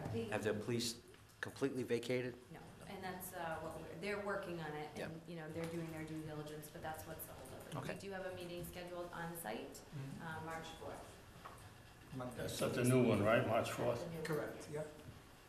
So that will be the town administrator, and that was actually, so I was not hiding anything from anyone, that was under Selectmen's report, so I was gonna apprise my colleagues of that. I did have one last question, and please forgive me. Has the board discussed a replacement vehicle for the van? Yes, 'Cause I I'm didn't getting see- close, I'm getting close. Okay, alright. Okay, sorry about that. No, that's it. I don't You have assess any that other as a questions. definite need? I'm not acting, I was on the Board of Health, but I literally need your expertise because now you're in a different building. and you have your legs underneath you and you're up and running. So I just want to make sure that we're being mindful, not just of the infrastructure investments with a new animal shelter, but also with the car as well. Thank you. Yeah. Just, Mr. Chairman, to let you know, I was on the same Board of Health you were on, Mhm. and to do it as we're doing it now is a whole nother world. So just the workload, we were scratching the surface. I know. So And it now was still we're, a lot of work back then, by the way. yeah, I know. So, Just like, sure. As far as the Sure. vehicle's concerned, the vehicle she's in now it should not be on the road, plain and simple, at all. I mean, if it was any personal vehicle, it would not be on the road, so. Well, and I'm It's thinking about imperative. potential Yeah. liabilities with having that vehicle I on know the road. We have the article, like Stacy said, she's just waiting for quotes, so, Okay. just for the public. I asked because I didn't Too, see you it know. specifically in the budget, so that's why I asked. Do my colleagues have any other questions? Questions? Do you have anything, Madam Administrator? So at this time, if it's okay with you, Mr. Chairman, I will entertain motions to pursuant to approving the Animal Control Officer's budget as presented this evening. I make a motion that we recommend approval of the Animal Control Office's budget as presented tonight. I'll second that motion. We have a motion and a second. Any further discussion? Hearing none. All those in favor say aye. Aye. Aye. Opposed? Abstentions? The ayes have it, and that motion passes. Waste collection and disposal. Did you have anything you wanted to say specifically pursuant to this particular budget, Mr. Chairman? yeah, at least 6 of these, I'd have to count them, but I'm guessing at least 5 to 6 of these are up for contract. So, Yeah, and I wanted to thank you for that, Mr. Chairman. You had indicated on a lot of these in the comment section what they were, so I did, Yeah, that was well, very helpful. what's up for renewal, contract renewal is 5291, 5292, 5293 has been obliterated, right? Yeah, CMAS, we're on a contract with them until, Covanta now, on a contract with them until, I think, 2025, maybe. I was gonna say 25. Monitor and testing wells is under contract. The landfill trash bulky is also under contract. Recycles are all over the place. We estimated present costs, $110 a ton, approximately 675 tons. We are headed to making it hopefully 99% uncontaminated recyclables, and we will do a audit on our recyclables and hopefully get that price down, because if we can prove that we have clean stuff going into recycles, that hopefully we can get a better price as compared to some towns. And those are the ones under contract. We beefed up communications because we plan on having a mailing this year, so it is for a mailing, that was my question. and we'll see how it goes. And I would like to see one each year. I think the members would also, to bring the people up to speed on what's going on. That's for recycling, and trying to do some education on proper recycling. That will help Like get a better cleaning it? percentage and ultimately, hopefully reduce our costs. Mhm. And hopefully we'll be able to tap into some grants. You probably don't have this either, but we're also submitting a special article for $5,000 to replenish Household Hazardous Waste Day. Oh, nice. It's down to how much? 23 something? Anyway, it's not enough to have a Household Hazardous Waste Day. Okay. So we did receive many calls during the course of the year last year, people wanting to have one, and we just had it, and if we can't get the turnout, it's just a waste of money for us. I So- did see when we had the last one though, and I think it was 2017 was the last one, right?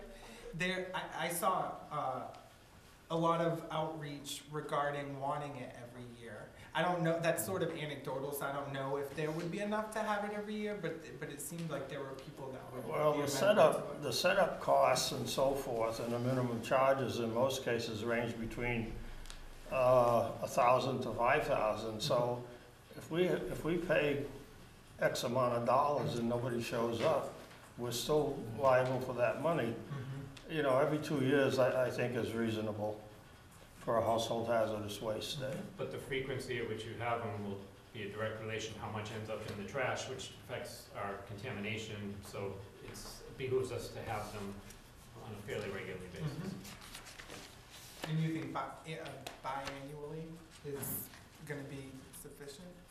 Based on the amounts received in 2017, yeah, it would seem that every other year would make sense. The first year was, if we wanted to accept latex paint, Mhm. we'd have a lot of people.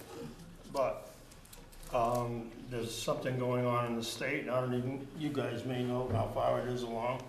Paint stewardship, just like oil, you can bring your paint back to any store that, in Massachusetts, that sells paint. It's like the oil thing, you know, so. Does it include latex? Hmm. Any paint? Because, you know. I believe any paint, yeah. But you can dispose of latex without bringing it to Well, that's why I wondered. the HHW day, which killed us. First year was Mhm. $12,000 because we accepted latex paint, but let me tell you, there was a lot of paint coming in there to help people out, so. So are you is the Board of Health going to submit that article for the March special town meeting or for No, the annual? Annual. Okay. I had a question, and then I'm gonna hand it over to my colleagues for their first questions. I have another question, but I'll start with this. The trash bags, line 5581, you asked for an increase, which is fine. I saw in the comment sections that you said that you were going out to bid on trash collection and that you were researching that. So my question for the board is it possible that you'll need more than a $2,000 increase for this? That's my fault. When Okay. I did this for you, Mhm. I tried to put it in italicized font to Oh, that wasn't from clean you. it I away felt like he from was his looking at me comments. like he didn't Sorry. know. He doesn't, because that's from me, and I'm sorry. It's based on our meeting, so it's informed. That's what he was saying earlier, they're going out to Okay. bid on other contracts, so that's just kind of a comment for you to know No, in the- general about the budget. We're That's my extremely happy with the bags we got now. They cost a penny more, 1.5 cents, I think. 1.5 cents each. But how many complaints we had? None? We've What about identified, like the first time in, how long, Ron? 2 years? we identified the complaints, we took action. Thank you. Yeah, these are vendors. The only complaint we had was, well, we had a snafu at one time, but that got corrected. The only complaint we're getting is that the large bags are coming with 3-inch ties instead of 6-inch ties. And the small bags are coming with the long ties, right? So we're trying to straighten that out, yeah. Actually, it would be good to have just the long ties on all of them, because, Correct, yeah. especially if you fill it right to How'd the we do top. with that? We reached out to them and they were supposed to get back to us and we haven't heard back. Okay. I've actually made a personal visit to the manufacturing plant too, and I still couldn't even get. These somebody bags are involved. more like the ones we had years ago, the heavy These plastic. are real good bags. Oh, yeah, the original one. Did you have anything, Selectman? Yeah, I don't see a total I know, that's my fault. for this budget year, so I don't know how much is, We have what he sent, Mhm. it's the same, so what's the So increase it's then? on the big sheets. 1.9% overall. And please Okay. do note that there are some non-energy costs from this budget for the buildings that we Mhm. transferred to. So that's where my comment there, 192, that's what that means. Did you, Selectman Gould? I think, if I may, Oh, I'm all set. I just moved. that this is gonna be a level funded budget once we get the contract, bids Results, back. right? Because this kind of. Or may even be under. Well, that's great news. Yeah, even the prospect will take. Well, one of the things too is with the textile recycling, hopefully it'll decrease the amount of times that we're gonna be shipping off to Mhm. CMAS too, so. Did you have anything else? Selectman Gould, I have no further questions. I also had no okay, I did have one last question, I'm sorry. I didn't see it here, it's hidden. I wrote really small. Monitor and testing wells, asking for an increase of about 22%, and I just was wondering why that is. Are you just doing more testing? Do you have to do more retesting? Is that 5,300? Yes. Yep, It's going I'm out for sorry. bid, right? That's went out for bid. Okay. That's for the land. Was that, did you say that? I'm sorry, you probably said that was. I did, yes. But that was the contract and was set up at certain years that they decreased as the years and we don't, yeah. All right, I have no further questions and neither do my colleagues. So I will entertain motions pursuant to this budget prepared this evening. Mr. Chairman, I move that we recommend approval of the waste collection and disposal budget as presented. I'll second that motion. We have a motion and a second. Any further discussion? Hearing none. All those in favor say aye. Aye. Opposed? Abstentions? The ayes have it, and that motion passes. Mr. Chairman, we are moving on to regulations and inspections. You have the floor.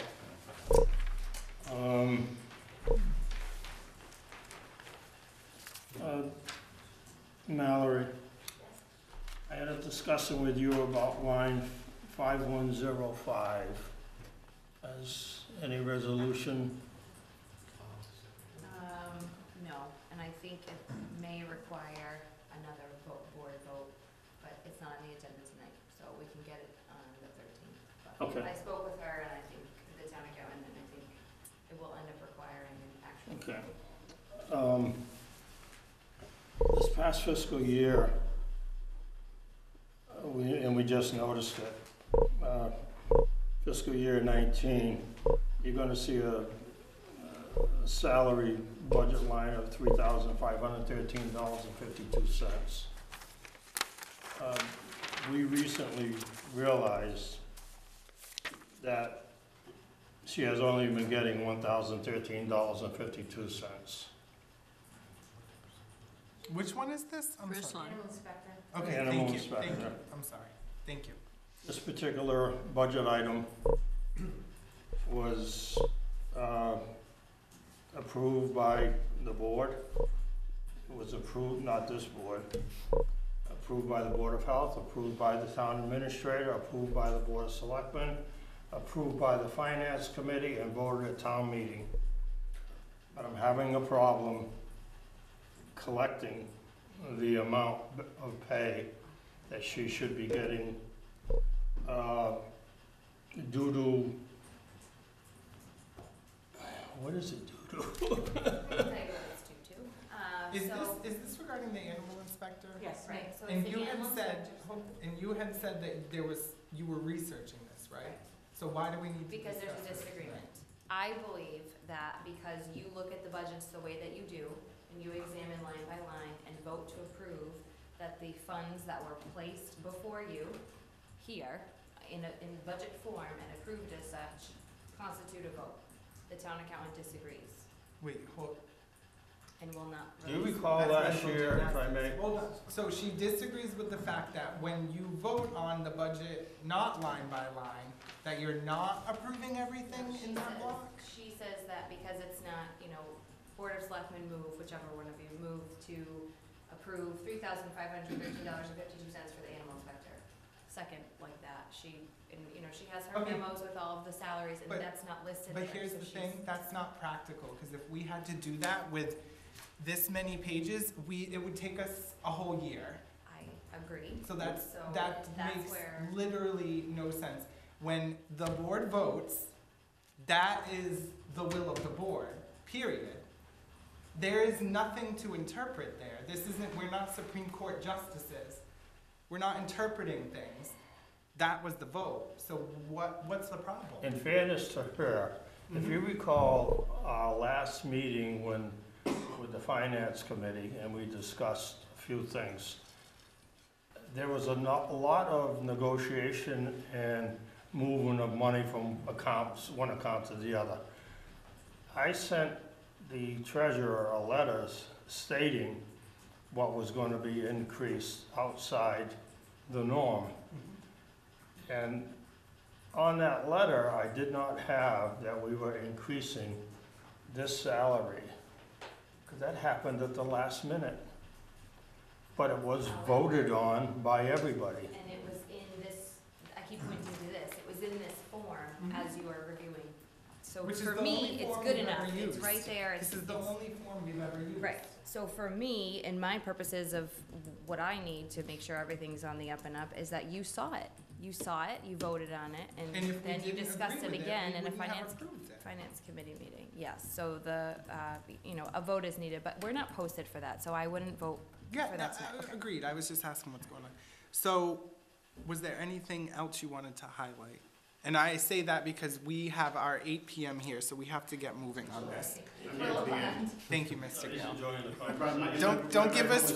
Don't give us free reign. We're a verbose bunch. Sorry, I'm usually sleeping. So by true. now. All right, that's an issue that I'm gonna leave rest with this board Sure. to, if it wasn't voted all the way along, I would say, well, but anyway. Mhm. You'll see, and I'm sure it's a good question, so you might as well ask your question. The next line. You can for head us off, Chairman. Health agent, 28 hours, as you can see. Two things are happening here. He's asked for a $5 increase, and plus his bachelor's degree, and an increase of 3 hours. Again, we're basing our estimates on the additional time taken for stormwater emergency prep. The 3560 salary is in line, Can I ask you a right question in the about middle of But bordering he- towns. I don't have it in front of me. Was stormwater and all that in the job description that we approved for the health I agent? don't believe so, but I don't This have that isn't in like a front of me as change well. of duties, like with the building commissioner. Oh, wait a minute, I if mean, we're gonna he get into does that, do the it. building commissioner's on the stormwater committee too. What does that have to do with anything? Well, you brought up stormwater. Correct. All I'm saying is there are additional duties that the health agent has picked up that relate specifically to testing and site visits and all of that stuff that's required by stormwater. He's the person qualified to go out and do it. But is that in the job description? That's what I'm getting at, or is this something new? I don't think it's listed in the job description. It's not in front of me, so I don't want to be concrete about it. However, the Stormwater Committee as a subcommittee of the Board of Health, I mean, it's sort of like a gray area, I think. Sure. Mr. Chairman. Mr. Tunis, I'm sorry. That our And time I'm not is on the half stormwater hour. committee, so, but from what I understand, stormwater, Mr. Pelling is a licensed PE and can do a lot of this work that normally would have to get contracted out to an engineer. So it's very beneficial to the town that, unfortunately, Mr. Pelling applied and we hired him with an extensive knowledge and background in education and licensure in order to be able to handle and conduct a lot of the stormwater inspections and reporting, things like that. So it's in addition to regular health agent duties. Should Mr. Pilling leave and we have to replace him, I believe it would be very difficult to find someone as qualified as Mr. Pilling and the person that's, I hope we don't ever have to replace Todd, but Of course. at some point, it's inevitable. Whoever replaces Todd may not be able to do stormwater functions, so I believe that's why it would not be in the job description, because going forward, it would be extremely difficult to hire somebody. Just, there is no job description for any member of the Stormwater Committee. First of all, the committee was formed because the EPA said you should do it, so we did it. And when we came to the Board of Selectmen to appoint people, we picked job categories, not per name. A rep from the Board of Selectmen, the Building Commissioner, the Highway Superintendent, the Planning Board, Board of Health. Tom represents the Planning Board, Todd represents the Board of Health, and the Conservation Commission. So that's how the committee was made up. None of us have job descriptions per se. We organize the committee with a chairman and a clerk. However, the day-to-day operations and the kind of things that have to be done, the follow-up, pretty much fall to Mr. Pilling, because when a site visit has to be done, if there's a question about violations of orders, we've got a few of those out there. Places that have to be checked on and monitored to make sure that they're not violating the cease and desist that we've issued. And sometimes he works with the Conservation Commission also. So, per se, none of us have job descriptions. No, I certainly was not asking about job descriptions for a volunteer committee. I was asking about, is it expected that the health agent, in general, whoever fills that role, will be doing those things, or are those extra duties that we now need to consider additional compensation and/or hours for? Selectman Pacheco. Yeah, well, I'm troubled by this. Also, it's a 16% increase in pay, which is pretty high. Did you calculate that? I couldn't seem to get that out, so I appreciate you doing that. It's Well, that probably, includes, probably 15.5%. So that just includes the round 3 up. hours, is the around $5, what the and the building bachelor's degree. And to answer your question, no. No, what?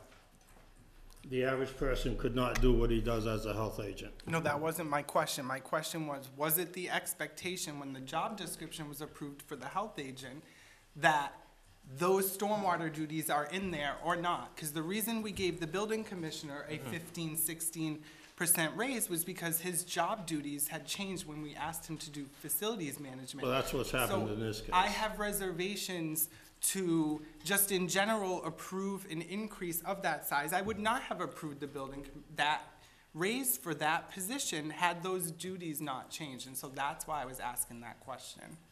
So do we have the answer to that question, though? When the stormwater Well, committee yeah, they was, have changed when the substantially. stormwater committee was formed and the board, this board, appointed members based on the job titles that I mentioned, quite frankly, the extent of what the stormwater committee was going to have to do was something that we had to wade into and figure out, and it has basically come down through the edict of the EPA, who told us what we had to do.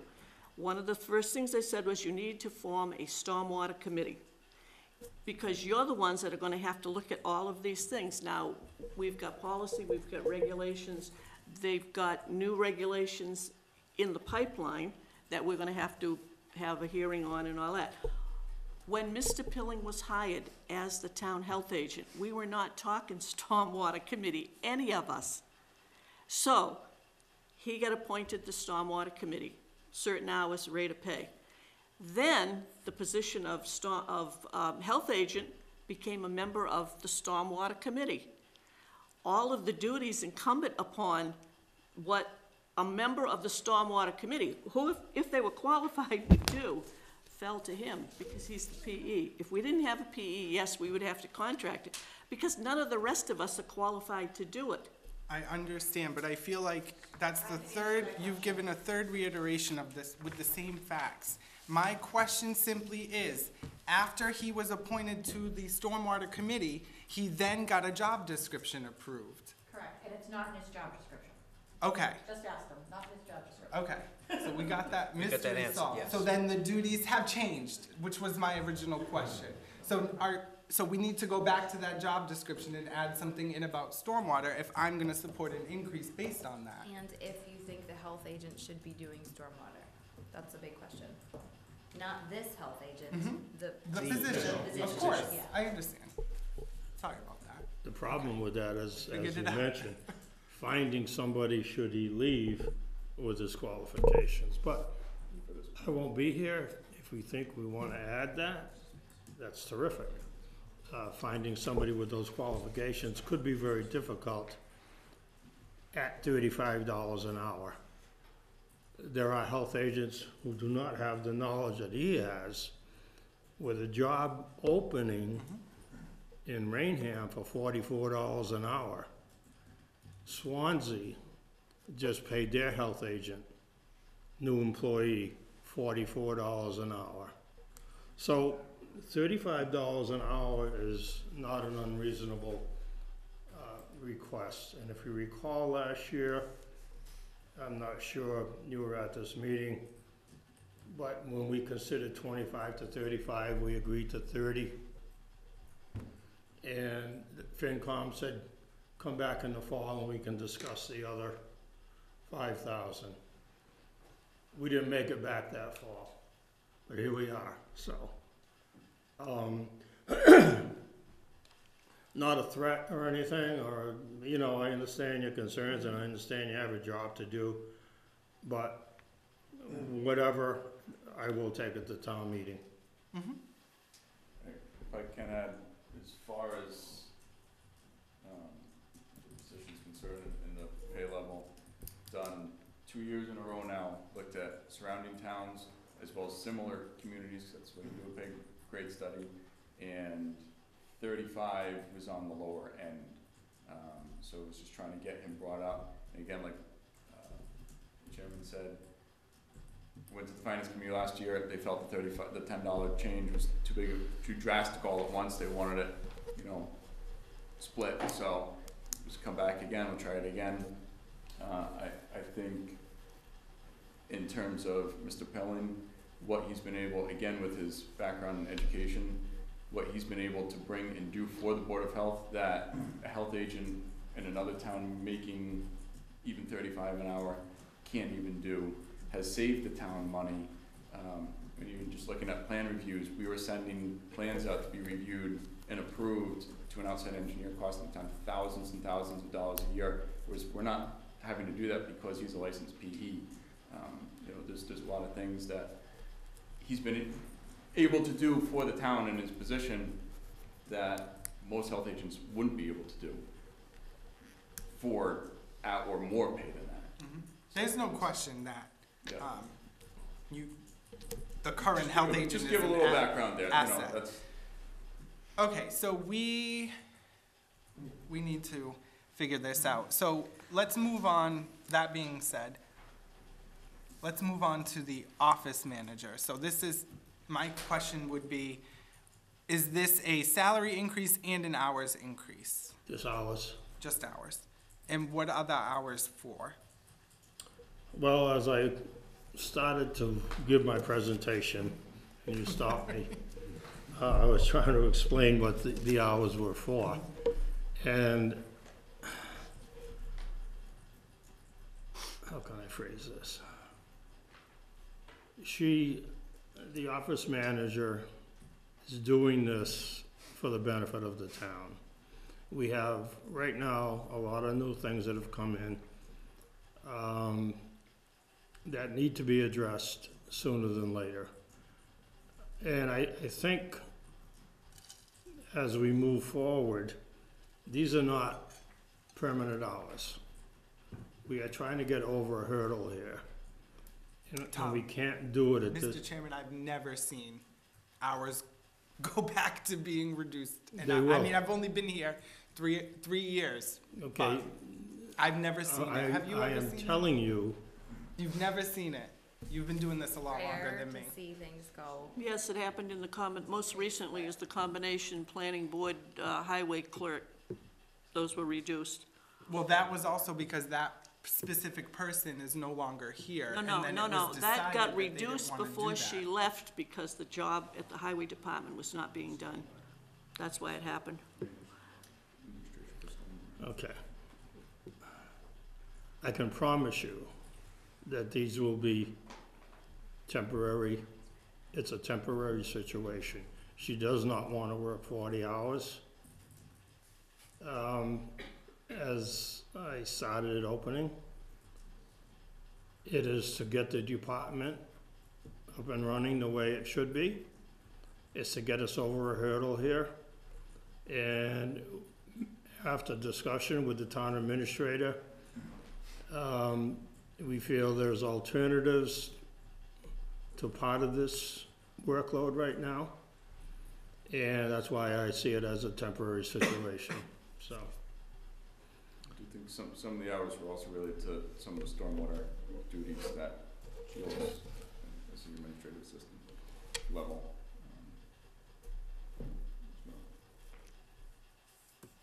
Did you have any questions on this, Selectman Pacheco? Yeah, so presently, she works 35 hours. So doing the math, how does increasing it 5 more hours give a 20% increase in the salary? How does that, Just a grade increase. is there a grading increase, and Well, is that 2%? I 5 understand. additional hours. 2% for the clerical union contract.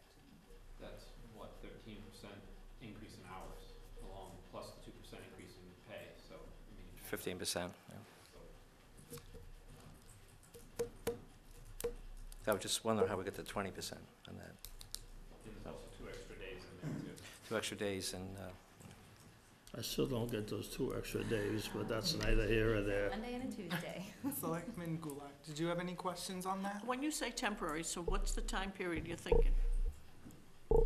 Depends how quickly the town administrator and I can discuss it and make some suggestions to the board on moving forward. I'm lost. I have just some comments. So we hear a lot about stormwater kind of growing, and I understand the pressure from DEP. So I feel like this conversation begs the question is, should we have somebody specifically for stormwater? I'm not advocating for that for this budget season, but should we be thinking about some person that would be devoted a little bit more to stormwater? I know we're doing a lot with a little. I've said it many, many times that we're light years ahead But on the there's a whole stormwater committee management. devoted to it. But they're also employees of the town that do other functions, like health agent and. Mrs. Goulart spends an inordinate amount of time on that. I understand, but it So- sounds like we need to change the health agent's job description to get that in Right. there, and then we have someone who can focus a little bit more on it. Right. I personally am in support of an increase to Mr. Pilling, recognizing his skill set, recognizing how I myself, when I need something unrelated to health, he'll be there to weigh in, specifically sewer. He's helped me with that, a resident complaint, and I know what he gives to the town. We do, to your point, Mr. Tanis, really reap the benefit there. So I do want to say that. Regarding the temporary hours, you guys are a new department for all intents and purposes. As you said, you're only scratching the surface. I don't know how likely it is to really count on those hours being temporary. I know you guys have a lot to do. I was there yesterday telling you, don't do that. Give that back to the state, I have another so. question. So if we wanted to reduce, because if we gave additional hours to this position, isn't that position under the union? So wouldn't we have This to position. bargain to take the hours away? The union would have to agree that it is not enough to constitute a new position that would be publicly posted to maybe another union member or whatever that is. So yes, She- to your point, yes. I've spoke with Joe McCardle. Both parties would have to agree that there would be no overtime, and those are temporary hours. And they may revert back to 35 hours whenever, you know. I have also asked some other departments about reinstituting the senior tax work-off program. I understand that went to town meeting and was denied, I think. But I think it's time to, I mean, Mrs. Goulart just brought up another department that's been running without clerical staff, the highway department, who could use it. And we've talked about interns, we've talked about other items, filing. I think that we should explore a senior tax work-off program again. And I think that would help in this case too. You could have another body in there doing some of the things that would, you know, normally be done by the office manager, but she could be doing something else if somebody was on the phones answering complaints about trash bags or whatever may come their way. So that's just all I wanted to say and communicate, that there are alternatives, and I think we should really look at everything before throwing more hours. I think what you said about eventually moving towards somebody specifically assigned to stormwater, I think it'll come to that. I don't think we're there right now. Right, I don't think so It's either. not the DEP, it's the EPA, it's the feds that we're dealing with. State hasn't taken primacy yet. And I support this simply because I'm the one who is responsible for the paperwork, for the most part, that gets generated relative to what we do. You support right. the increased hours Everything- for that? Yeah, everything, Manage on the temporary thing he's describing. And when he says temporary, that to me says flexibility. That says to me that Joe McCardle is saying, okay, it's sort of, because it's not a permanent thing. It's like additional hours to get us over a hump.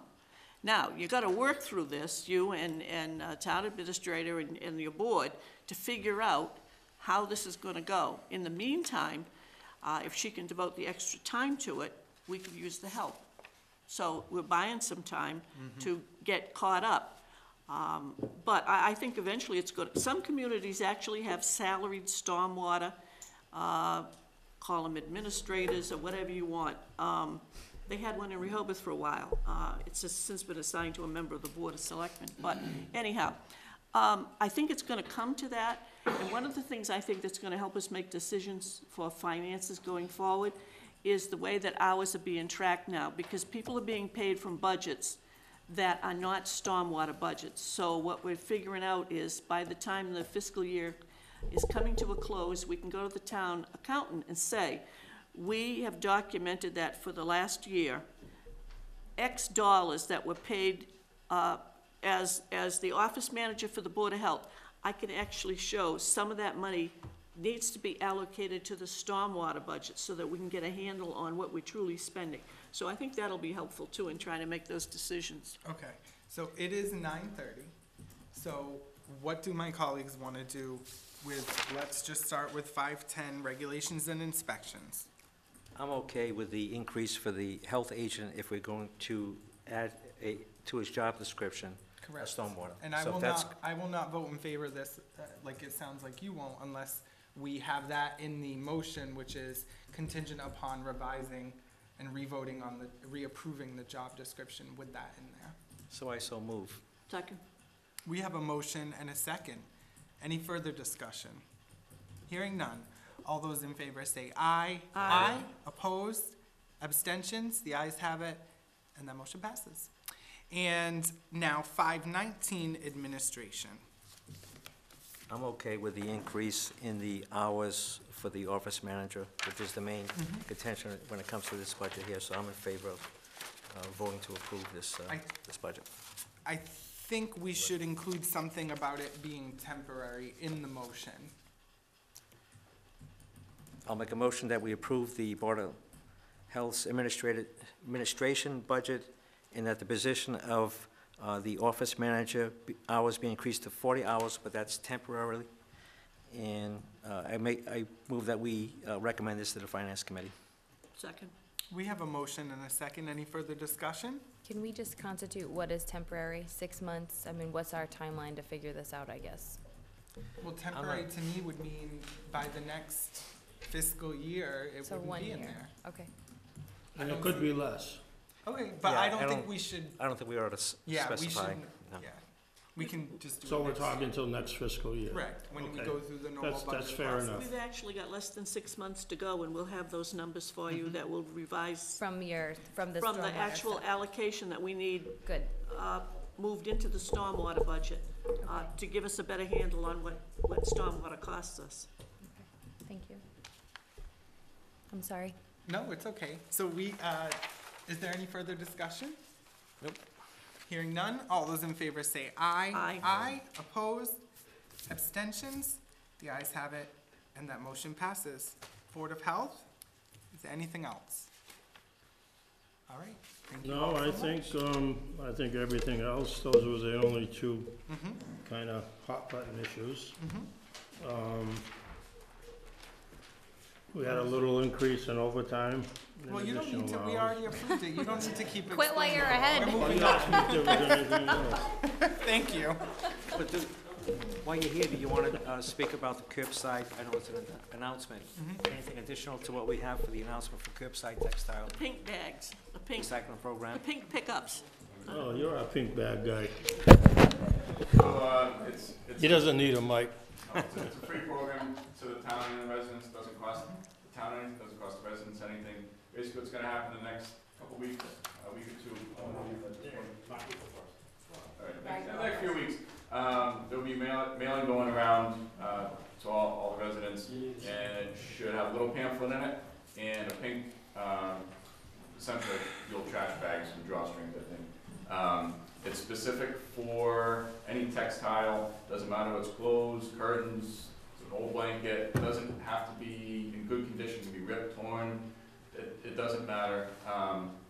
Just put your textiles in it, close it up the day of your trash pickup, you can put it out, right on the curb with your trash, and there's a separate vehicle that comes around and picks it up.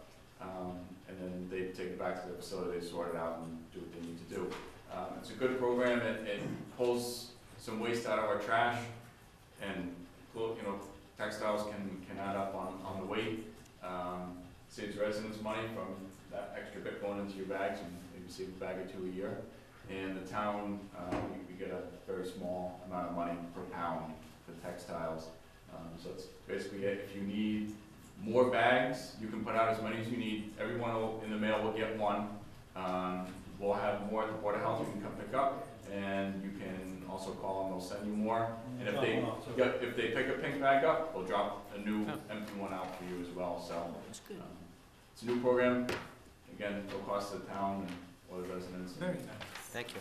Thank you. And we got $20 a ton. Sweet. There's the money. Okay, thank you all. Have a wonderful evening. Night. Have a good night. Okay, we are moving on to 8 p.m. Jonathan Gale. If it's okay, I'm going to limit this. It is 9:30, 15 minutes. Mr. Gale, how are you this evening, my friend? However you feel comfortable. No, you can sit right where you are. We can hear you from there. Just project your voice. Can I just hand this over to someone who's assistant? Sure. Our previous meeting downstairs from the zoning board. And that's not why I'm here, of course, but that is just a letter that, Okay, thank you. from Mass House, housing for you guys. Thank you. Okay. Let me just put my title on. Okay, wow. You're gonna move up a little bit, just in case. You guys are very far away.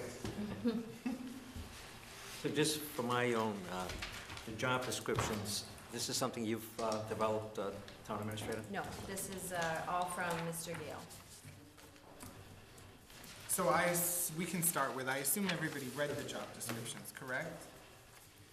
No, I just got them tonight. Okay, they were emailed yesterday. We all got the same email, so. Anyway, moving on. Do you mind if we just jump into it, Mr. Gale? Go for it. Okay. So I read the job descriptions. It said, the ADA job description, it says, first paragraph under summary towards the end, to ensure that the town of Dayton is making its best effort to, over time, become fully compliant with the state and federal requirements of the ADA. That's an admirable goal. My only comment on this is I personally feel like we do need to become compliant. And so I feel like the first thing that we should do is make the infrastructure investments that we need to make ourselves fully compliant, rather than, and I'm not opposed to this in the future, having personnel who perform these functions and are compensated for it. Selectman Goulart, please correct me if I'm wrong. I do know you were once were you the ADA officer or the Equal Employment Opportunity? Both of Or them. both. Was that compensated? Oh, no, How many hours a week did you do it at that time? absolutely minimal, because I only responded if there were complaints. The actual individual complaints, there was one for ADA, and it was for an off-site meeting location, which turned out not to be a violation.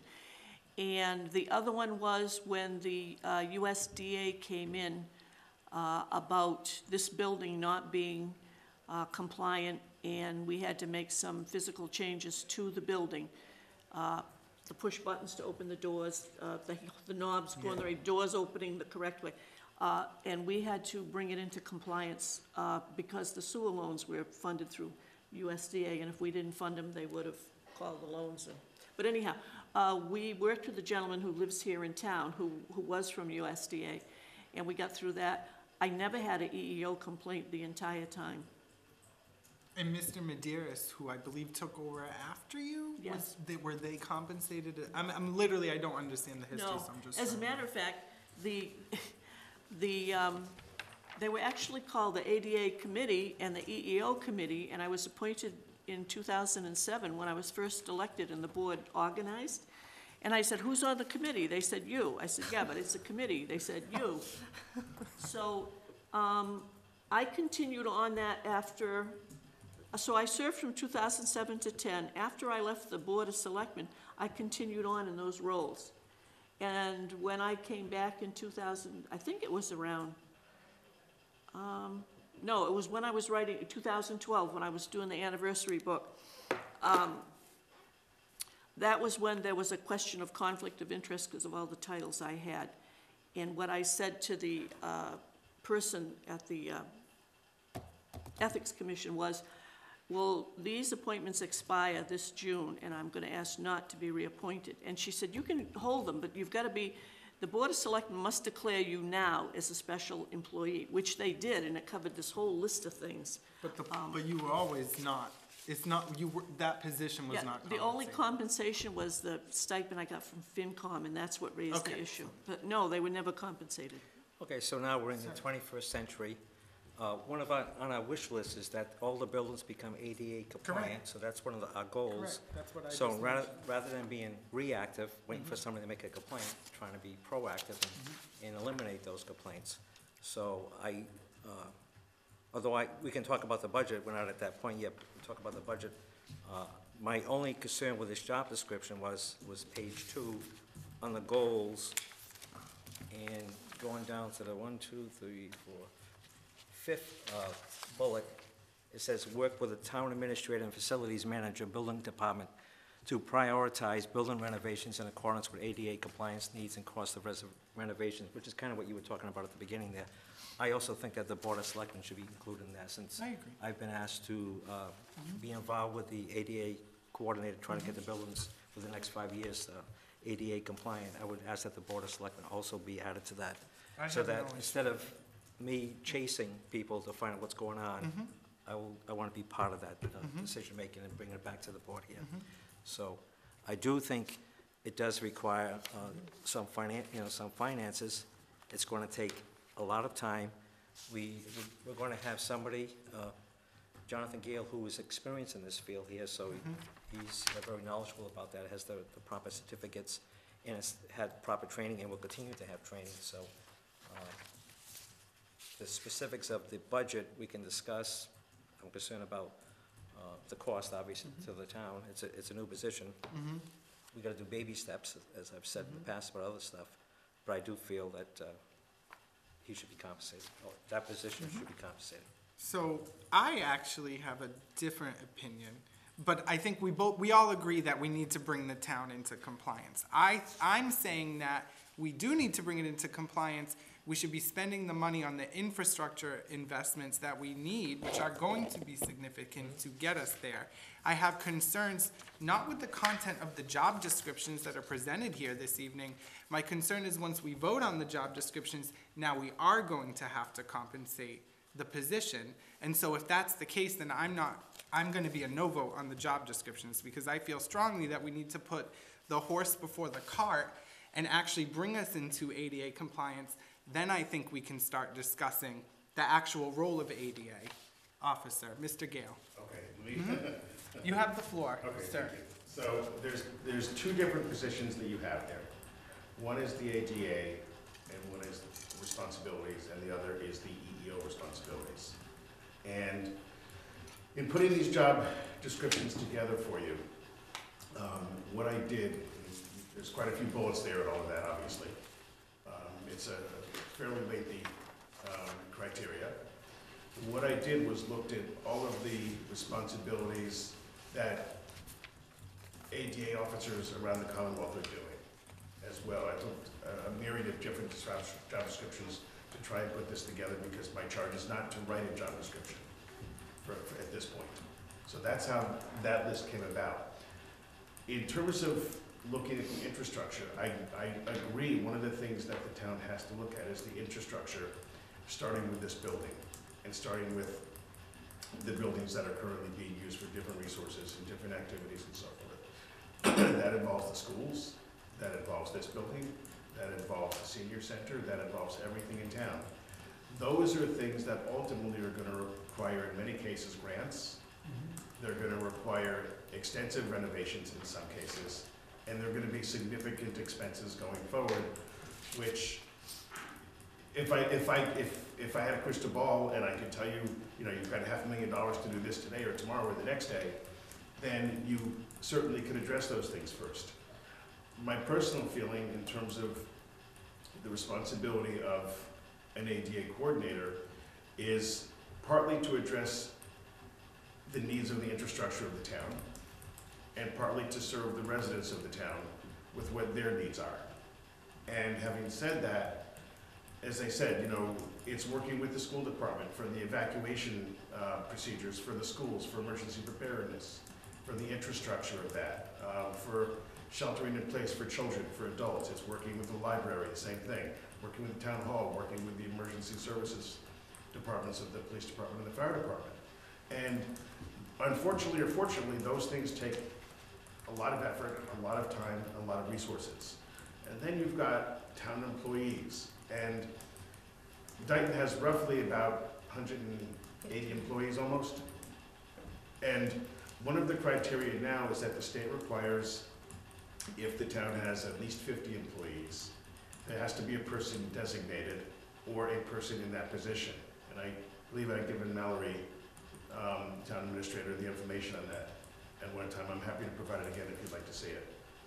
But having, again, what I'm envisioning initially is this isn't a lot of work to begin the process of putting everything together, working with the veterans coordinator, working with the seniors coordinator, working with the senior centers, working with the 40B committee, working with all of the different components of the town to ensure that everything is being met, that everything over time is brought into compliance. And part of that compliance, eventually, yes, it does involve redoing some of the infrastructure and bringing it into compliance by, you know, whether it's renovating a building, whether it's changing locks, whether it's changing handles. I can't tell you for sure what it's gonna take in some of the buildings in town. It may be that things have to drastically change, and it may be that for the next several years, we can just do several $100s in certain buildings. That's all up to the CAM code, and I haven't put any time in yet, frankly, into looking at the CAM code around the town, with the exception of starting to look at this building. So that's, I don't know how else to give you an answer for this. I've had town employees who have come to me and suggested, you know, I have, you know, trouble seeing in this area. I need more light. I need this, I need that. Nobody's made a formal request yet for any ADA need as a town employee. I've had residents make requests to me for access to other facilities in town. I think, Mr. Chairman, you would send me something Yeah, at absolutely. one time with regard to the schools. Yeah. So I've already, along those lines, for example, I've met with the school department, and I've started to review their plans and their procedures. I've started to review their ramps and do the measurements and so forth involved. So, and as I said in that email at that time, it's gonna be a long process. And it is a long process to get everyone on board with what has to be done. Those are the things that take the time. And I wish I could have a crystal ball and I could tell you what needs to be done, but the town has never had an ADA person who specifically has addressed all of the architectural access issues and all of the barriers that exist within the town buildings. They've never had a person who has been able to, for that matter, even very simply, set up, if you need somebody for a hearing impaired person, if you need any kind of skills for the police department, for somebody who has sign language in the case of an emergency. You've never had anybody to do any of those things. And, you know, as you alluded to a minute ago, this is the 21st century, as I think Mr. Pacheco said. These are things that have to be done now, so that when there's a town meeting, if there's a request by a hearing impaired person to have cart services available, they're there. It sounds like it's very simple, it only takes 2 minutes. It takes more than 2 minutes for those things. The residents of the town have to know that there's an ADA coordinator that's there that they can go to. The other side of it would be, there ultimately needs to be an ADA commission in the town. And the commission, it can have as few as 3 people, it can have as many as, 7 to 9 people. So I view part of my responsibility in the end as setting up a commission within the town as well, so that we have other residents in the town who have disability, who are on the commission, who are directing me what to do. So I've had the opportunity to speak with Mr. Gale quite a bit about this, so, well, that's helpful to me, of course, because I've already got a lot of my questions answered. So in the document for the ADA ADA coordinator that he provided, I'm basically okay with page 1, and this is no surprise to Mr. Gale. I told him this. I said, you have a set of lofty goals here that I don't think is realistic to accomplish really in like 5 years. It's very, just as, for the same points that you were just alluding to, that we're really behind the 8 ball in many, many ways. There's so much to be done, and we have to prioritize. So I think what I'm hearing from the board is that we want to prioritize the buildings. So I'm okay with this ADA description, and we just need to pick like a handful of items to get going on, and, you know, have these goals listed out in the back burner and not really accept these as part of a job description. But the job description being this page 1, if you understand what I'm saying. Okay. And the other, so we would use this in identifying the needs of the budget, and for right now, what I think my recommendation on the budget for this coming year is a handful of hundreds of dollars for trainings, professional technical maybe for the town meeting assistants that you were discussing, and start there. Use the facilities budget, the public buildings budget and the facilities manager to do what I call quick fixes, the handles. We can do that relatively easily, and we don't need to move mountains. You worked in West Bridgewater. Yes. What did the ACA coordinator make there? The ADA coordinator was ADA, the. excuse me, not the Affordable yeah. Care Act, for people watching the Americans. Do you work in with healthcare, do you? Disabilities. Yeah. I apologize. The ADA coordinator in West Bridgewater was the town administrator, or a member of the Board of Selectmen, but they didn't do any of the work. Were they compensated additionally? No, but for they were that already role? paid employees. That's why I'm saying that. They were already paid for something else, for some other duty. The town had a commission that was comprised of a specific type of person, somebody who had disability themselves, somebody who had disability in their family, or somebody who was inherently involved in, you know, protecting the rights of those with disabilities. So we went to town meeting and established that commission. So that was the rule of the land. That's what you had to be. None of them were paid, those committee members. They were volunteer. So the ADA coordinator held another role, was compensated for that, was not compensated for the ADA component. Okay. So this is different though, right? Because we have, This is much He's not- different. he's not- We had a, he's not a member of the Board of Selectmen, he's not the town administrator, so we're talking about an individual right. who is not being compensated. And the town of West Bridgewater had ADA compliant buildings. So the amount of work was not there. However, I do feel, I'm advising you that I do feel that it's a little premature to put a number on it right now when Well, it we're sounds like focusing on we build. have a lot we need to talk Yeah. about. So, that's my position. I mean, I should be clear. I think something should be in there for training.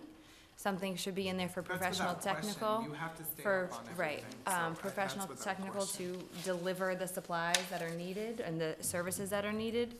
And also, I just wanna say this because you alluded to it, I want us to focus on the ADA posting and the ADA, the procedure that you would use if you wanted to make a complaint. I think that would help people to feel more comfortable actually going forward and filing a formal complaint. So we need to work on that too. I really think. Wait, so the postings aren't, because what I was gonna actually say is I went through the postings and I was okay with those and I was okay Yeah. to vote on those. So I have With your some- recommendations, yes. because I thought you might have had I something. do have recommendations. I just want them to be aligned with the collective bargaining agreement schedules, which for like grievances are 5 days, 10 days, depending on, and we can talk about that, Jonathan. And then also the timeline and either informal or formal procedure laid out in the anti-harassment policy, which was adopted April of last year, so that we're consistent and follow the same timeline. So those are my comments on the postings.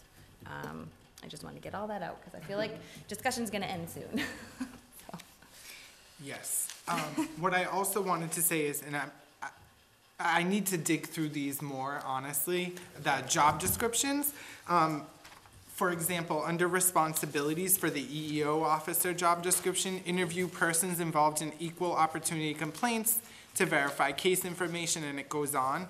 I would strongly advocate that the town administrator be present for those interviews, like for the record, to take records of those interviews, does not need to participate. So those, and I also think it's a little, because the town administrator bylaw for the public, might remember, that passed at the last town meeting.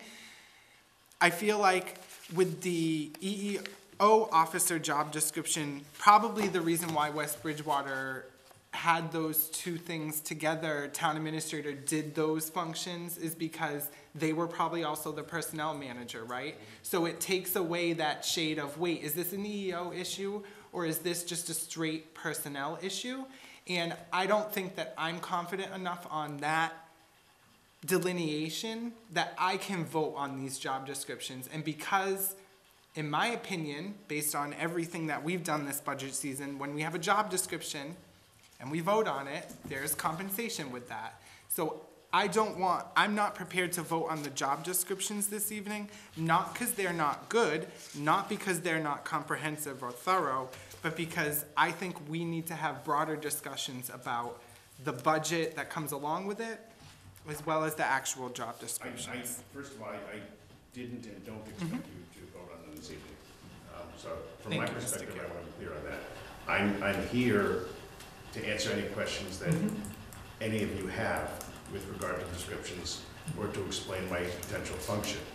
So you made mention, for example, of the EEO officer's position and the responsibilities for that. I have had so far occasion to be involved in the EEO situations within the town of Dayton already. And in at least one case so far have provided the town administrator with the information that I looked into, the statements that I took, and the recommendations that I made. Up to this point, I have not been asked to have the town administrator involved in each of those interviews at any time. And sometimes it involves more than one interview going back and forth.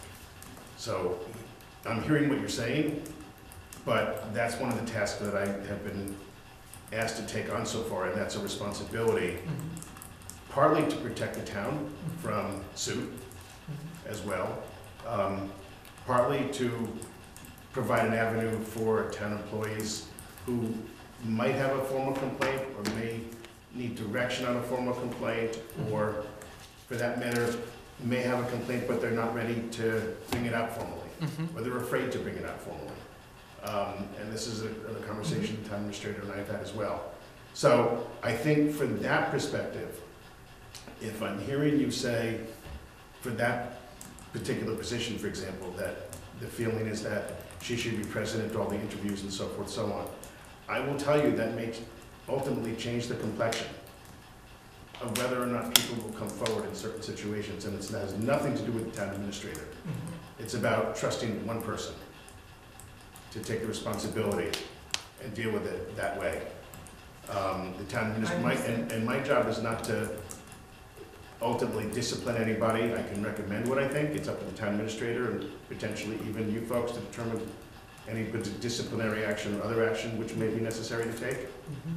My responsibility is the investigative component and the recommendation component based on that, period. But I don't know how else, that I think it's a difficult, it puts me in a difficult position from what I hear, whether or not I would continue to do that or not. It's something that probably you folks need to talk about, and then the town administrator and I need to talk about going forward, whether or not it makes sense for me to continue to wear that hat. I guess I just wanted to clarify, Mr. Gale. I guess the reason I said that was because at the end of the day, it is enshrined in our town's general bylaws that the town administrator manages all personnel. So I understand that there may be certain issues that are EEO specific. I have, and fall under that officer's jurisdiction. I have no question about that. It's still a personnel issue at the end of the day, and that's why I think it's still relevant, or it's still proper that the town administrator at least be present and aware of those issues. So that was the reason I had said that. Any time an employee would come to me with a formal complaint, she would be fully aware of it, number one. If an employee comes to me with an informal question or an informal concern, I can't go to the town administrator at all times and make her aware of that. If it's not something that rises to a level of safety or danger up to that point, I'm not able to do that. I have to, there's the confidence component that I have to consider. But if something came to the level of safety or concern for an employee or for employees and there wasn't a formal complaint, I also have a responsibility to bring that to the town, and I would do that. And I think that Well, I would the think town we would administrator have knows that. to. If someone's safety was in danger, Then I have to act. wouldn't that fall under the I think a lot of this sounds like it falls under the anti-harassment policy. Some of it does fall under anti-harassment, and part of what an EEO officer does is deal with anti-harassment. That's part of. Which then, responsibility of that so person. I guess what I'm saying is there's a specific procedure. So there shouldn't be any questions of what the proper procedure is at that point. It's either an informal complaint or a formal complaint, and then you follow what's outlined in the policy. Am I incorrect on that? No, that's how it's listed. I agree. So it sounds like we have some stuff we need to We work do. out. This is a work in progress, I think. So Mr. Gale, did you have anything else you wanted to add? No, I'm here at the request of you folks to answer any questions or to share anything else you want me to share. Did you have anything else, Selectman? No, it Pacheco? sounds like it's premature then to talk about the budget, since we're not resolving the issue with the job description. But I'm okay with the job descriptions as they are. Selectman, I'm sorry, was that it? With a little tweak with the, on the ADA job description, as far as the board of selectmen being involved. But Which I agree with, by the Yeah, way, for the thank you. record. Selectman Goulart, did you have anything else? Yeah, I don't have a problem with the job descriptions for these two positions.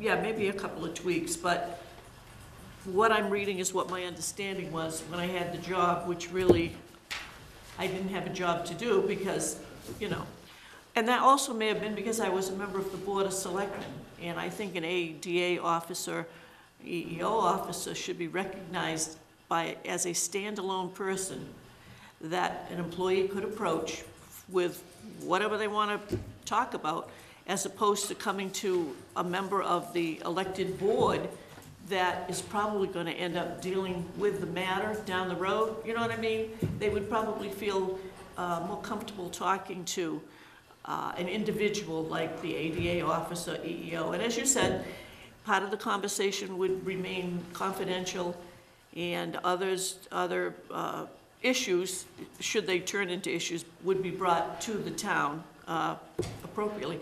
The one thing that I think we need to do something about is, even if we don't set the budget, because I was a member of the Board of Selectmen, whatever I needed for supplies, paper, whatever, I wrote all my own letters, but any mailings or things, I just got it from the Board of Selectmen's office. So from an immediate standpoint, do you need anything now for you to be able to at least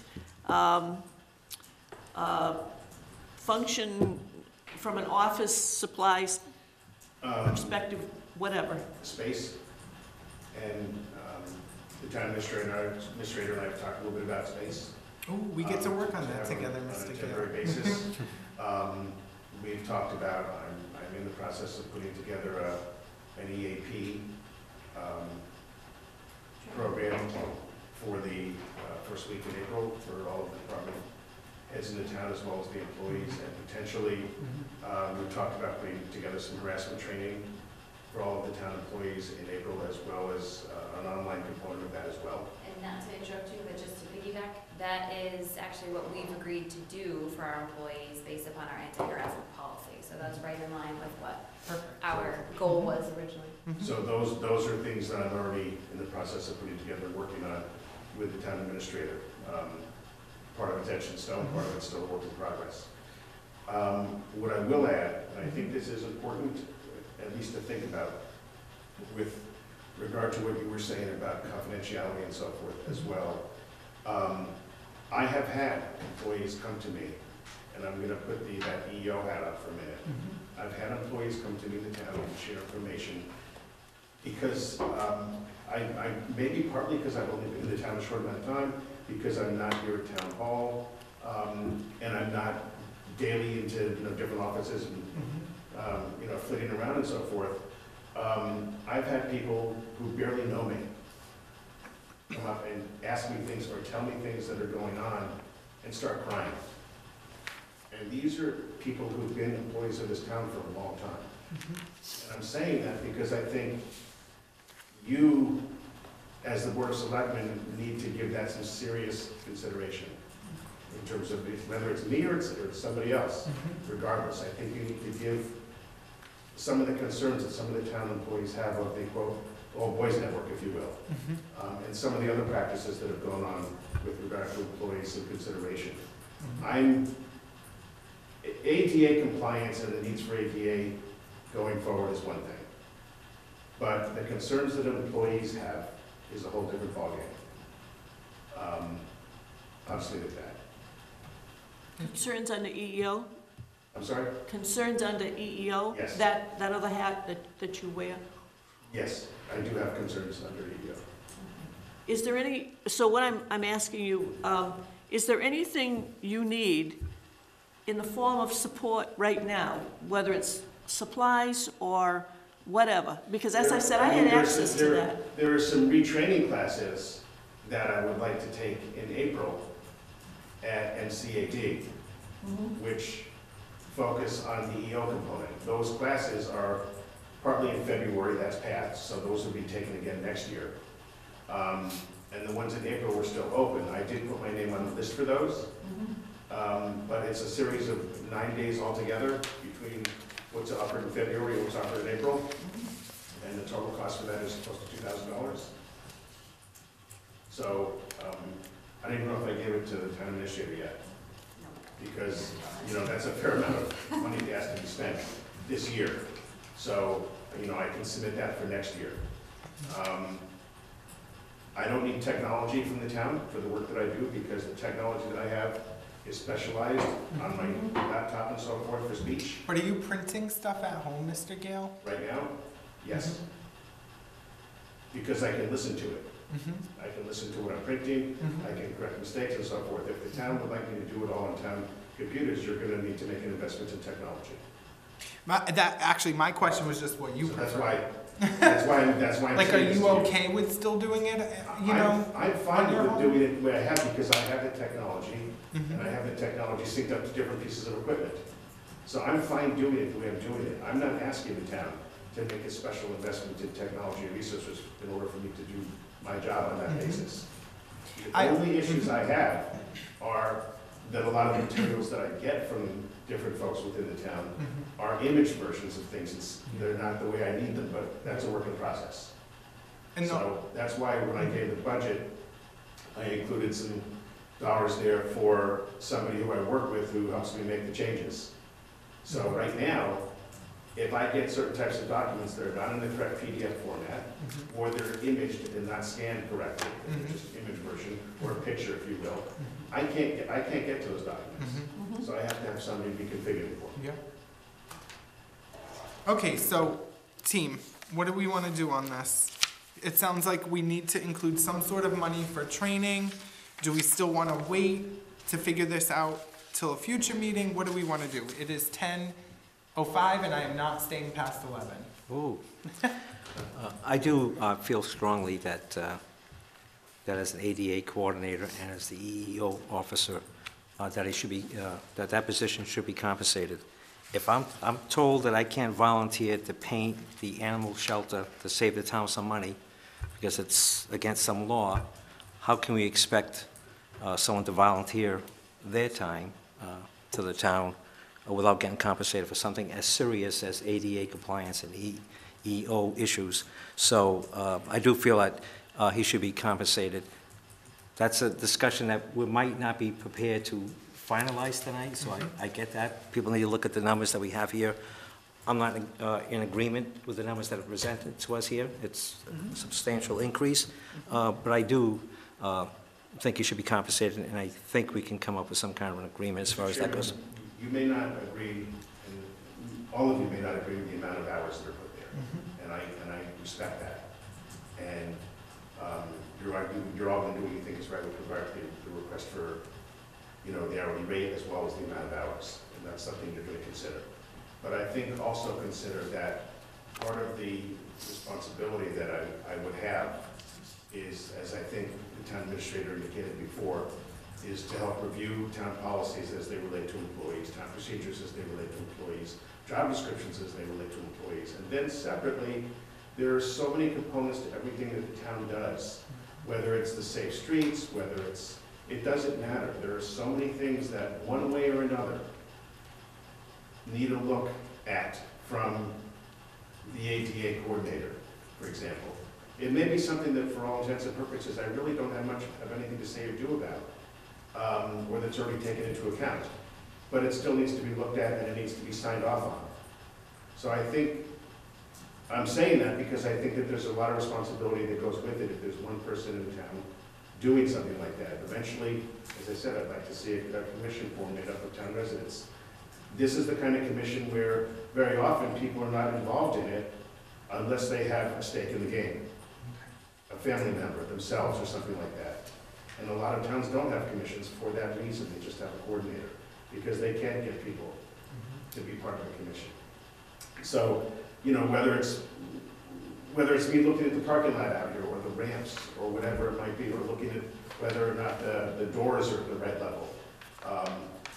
In any property in the town and looking at grants, I think you're asking any general coordinator to take on a fair amount of responsibility. I don't think that.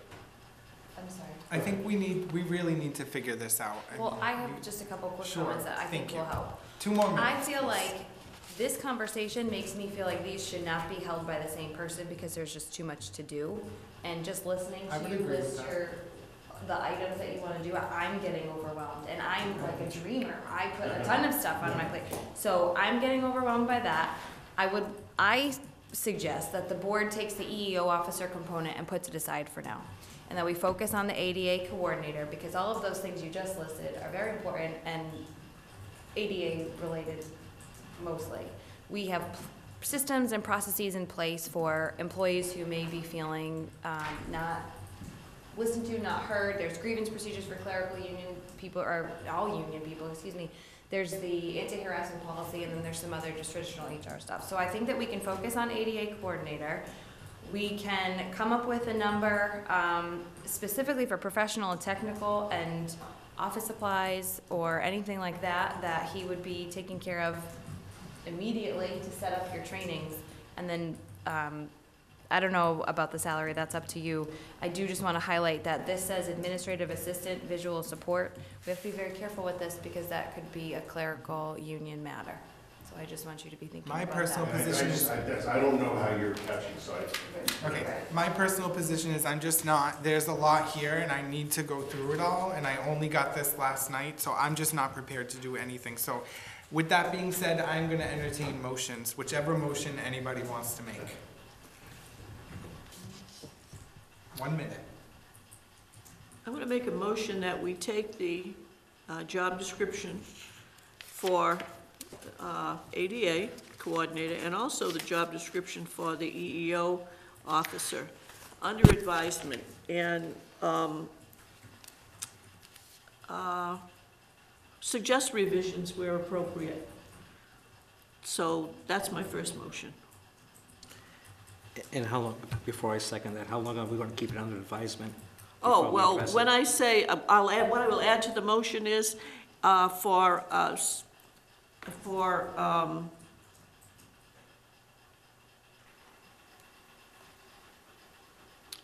if not the next, what would be convenient as far as the next selectmen's meeting or the one after that? I'm talking the twice a month meetings, not specials. 13 or 27, it doesn't matter. We have 27.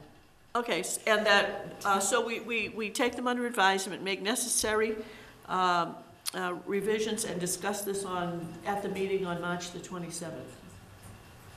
These job descriptions. Before I second that, Mr. Gale, is that also your ZBA meeting, the 27th? I left before the meeting was over. Okay, Sorry, what I if don't we know. did the 20th? I know it's a special meeting. Why can't we just do the 13th? We have a lot on there, and The I'm very question is, sensitive to the do length you of need time. me at that meeting? Do you want me at that meeting? I think it would be helpful, my personal opinion, to have you at the meeting. Well, we're If you want meeting, it at the are we 13th, meeting, we'll bump something else. are we meeting March 6th to go over budgets? No, Oh, we're not, okay. I mean, unless you support No, I thought that tonight. was, no, I thought, Right. I thought somebody had had- asked the chairman for the 20th for I was gonna budgets. ask if we needed to have one next week, but I gathered that we didn't. I'm But okay if- with that, so, I mean, okay. if you wanna do the 6th, that's fine. No, I wasn't asking for it, I was Yeah. told And it that we would were be- gonna have a this meeting. wouldn't, I feel like we need, Wouldn't the be ready. 13th, it would be the earliest that we could reevaluate this. I just need to go through the job descriptions and just think about everything thoughtfully. The 13th, I would not be available if you want me to. Are you So- okay with the 27th, Mr. Gale? I'm sorry? Are you okay with the 27th? Yeah, I am. Okay, that's, I'll second, Babysitting on the 13th. yep, I'll second the motion. thank you. And Karen, just make sure we note March 27th. Okay, we have a motion and a second. Any further discussion to take these job descriptions under advisement? Hearing none, all those in favor say aye. Aye. Opposed? Abstentions? The ayes have it and that motion passes. Budgets. That was just job descriptions. Yeah, I'm gonna make a motion that we also discuss the budget for FY '20 at the meeting of the 27th. I'll second that motion. We have a motion and a second. Any further discussion? Hearing none, all those in favor say aye. Aye. Opposed? Abstentions? The ayes have it, and that motion passes. Do we know if there's any money in the current budget that would allow him to take the training? You have already approved him to utilize Board of Selectmen Oh, professional yeah. technical to do that, and, Oh, all right. you know, quite frankly, I was just waiting Okay. for him to ask. So, So it's, That's fine. it is available, yes. so Mr. Gales, if you want to register and you work through the town administrator, the funding's there if you want to do that in April. And then the other thing is if you need, I'll call them office supplies, paper or photocopying things, we could probably take care of that for you also. You know, once you develop the document or whatever it is that you're gonna be working on, if you get it, here, it can be, if you need copies or whatever. The only document, and yes, I will forward you tomorrow, I didn't already, the training material. It's scheduled for April, so you'll see that. And thank you very much for that. The other thing that I think, and maybe you and I need to touch base on, is I provided the town administrator, I think you started the conversation with me for the postings that need to go up. It would be in your meeting I'm packet. not looking for that. Oh, I'm sorry. No, I thought you were. And those postings should be, They need to go up. they need to go up, and they need to go up Okay. almost down. So I will These have are some. these are the standard, this is the standard wording for these postings that most towns are using. Well, it sounds like we have some other things to do, and you had some corrections, so why don't we just go back over this on the 27th like we did the other things? That's fine. Thank you. Okay, do I have a motion? Was that actually Do you need a motion? 88? Nope, we'll just move on and we'll Yep. talk about it on the 27th. I'm almost thinking this about the does not discriminate. Where, I think I've seen that in this building. Is it in the workroom where the photocopier is? That's the one I'm referring to that may be Did posted we put already. it up there? I feel like I No, it's not this piece of paper, but I've seen Right, this the wording. The wording is what I'm referring Probably. to. So, Right, but Mr. Gill's looking to update it, cause it's certainly Right, not all there. right, So it I may had be an to- old poster, Right. but, yeah, we can update it. So I'm gonna work with him, share my Thank you. revisions, and then we'll come back with a Okay. finalized Yeah. document. Okay, so we are going to, thank you, Mr. Gale. We are going to move on to Emergency Preparedness 299. 2 minutes for this. Okay, I'll be very quick. You'll see the breakdown of the funds have changed, but the final amount is level funded, if that makes sense. The committee has done a lot with a little. They utilize some grant funds to replace signage for like road closure signage, cots, and other items. They replaced a tire on the storage unit thing that has a tire apparently. They have been discussing what's next for them, training, Alice training, active shooter training. They're rolling, they're getting the ball rolling, they're gaining momentum and steam. We did revitalize this committee, and they are having lots of conversations about what types of emergency they want to examine next. So they're also doing drills. You heard a little bit about that from the Board of Health folks who were here tonight. So printing all of the job descriptions and all of the materials that go along with that does befall on the town. So that's where the increases are for. Okay, there's barely any increases. Do either of my colleagues have any questions? I don't. I'll make All right. a motion that we recommend the emergency preparedness budget as presented. I'll second that motion. We have a motion and a second. Any further discussion? Hearing none, all those in favor say aye. Aye. Opposed? Abstentions? The ayes have it.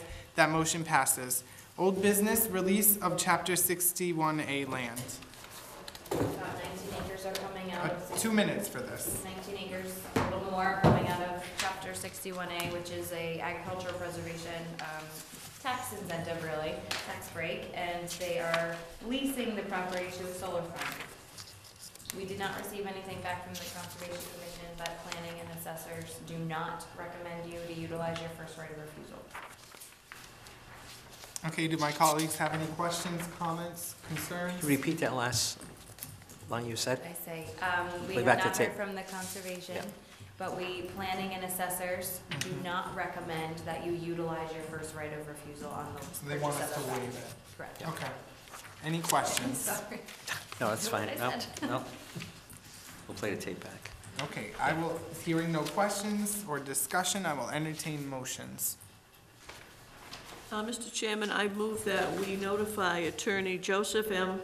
Pacella that the board waives its right of first option to purchase these some 19 acres, 19.75 acres plus or minus, located at 0 Brook Street. I'll second that motion. We have a motion and a second. Any further discussion? Hearing none, all those in favor say aye. Aye. Opposed? Abstentions? The ayes have it. That motion passes. Next on the agenda under old business is to vote. I can't believe it's 10:20 and we've just made it to new business. Almost. Vote on housing, mass housing report. So we did get this letter back from the office manager of the Zoning Board of Appeals, and we also received the report dated February 5th, 2019 from Mass Housing. Did anybody have any comments, questions, or concerns about what we received back before we take a vote on this? Sure, if I can just briefly mention that we had some concerns about the report that we got. The 40B committee? Right, Okay. the 40B. Yep. And Oh, I'm sorry. anytime a 40B completes their project, they can't, by law, they can only make up to 20% profit on it, and any additional monies would go to the town to use towards affordable housing. So they gave information to the state, the Mass Housing information. We had some questions about it. I met with the zoning board. The Board of Selectmen also met, and we had some concerns, and the Mass Housing has answered our concerns.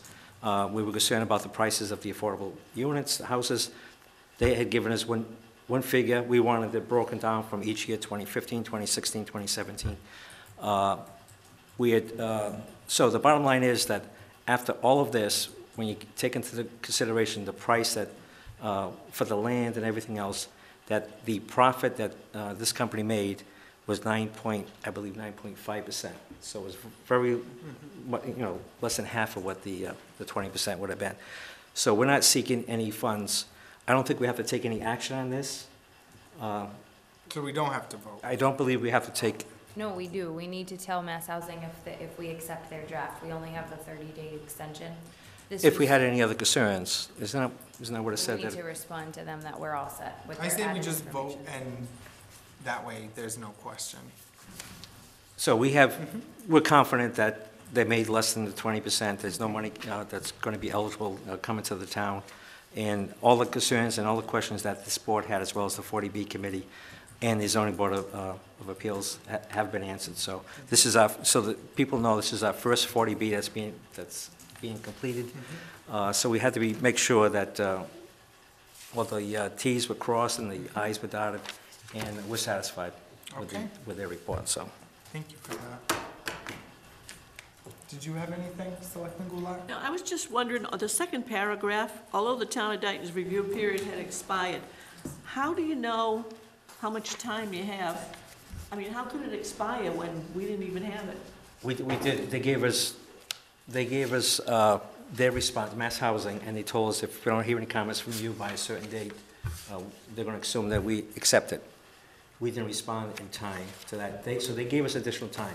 Okay. And they answered our concerns that the board had, as well as the 40B committee and the So CBA. if we had another new project and it gets to the end stage and the report is issued, they will let us know Right, an expiration, you're Right. gonna respond by this date? Right. Okay, The that's all. developer has to give a report to Mass Housing and show what they've made as a profit. And they gave us more time, but we're satisfied. I think it's March Okay. 7th, maybe, is the date, the cutoff date, so. Okay. Entertaining motions pursuant to the Mass Housing Report. So I'll make a motion that we send a letter to the Mass Housing that we have no additional concerns and that we're satisfied with the report. Second. We have a motion and a second. Any further discussion?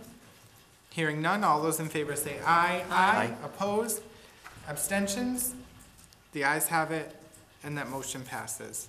Next on the agenda is a request to place flags on utility poles. 2 minutes for this. It's non-controversial, I hope. Basically, Selectman Goulart and Mr. Ferry, our highway superintendent, are working to put American flags on utility poles along Route 138. Selectman Goulart, did you have anything to say? Mr. Ferry and I were talking about this, and the area we're looking at is from the Center Street intersection north to the pole closest to the entrance to Stonegate Landing, which is basically going by our Veterans Memorial. That's the area we're looking at.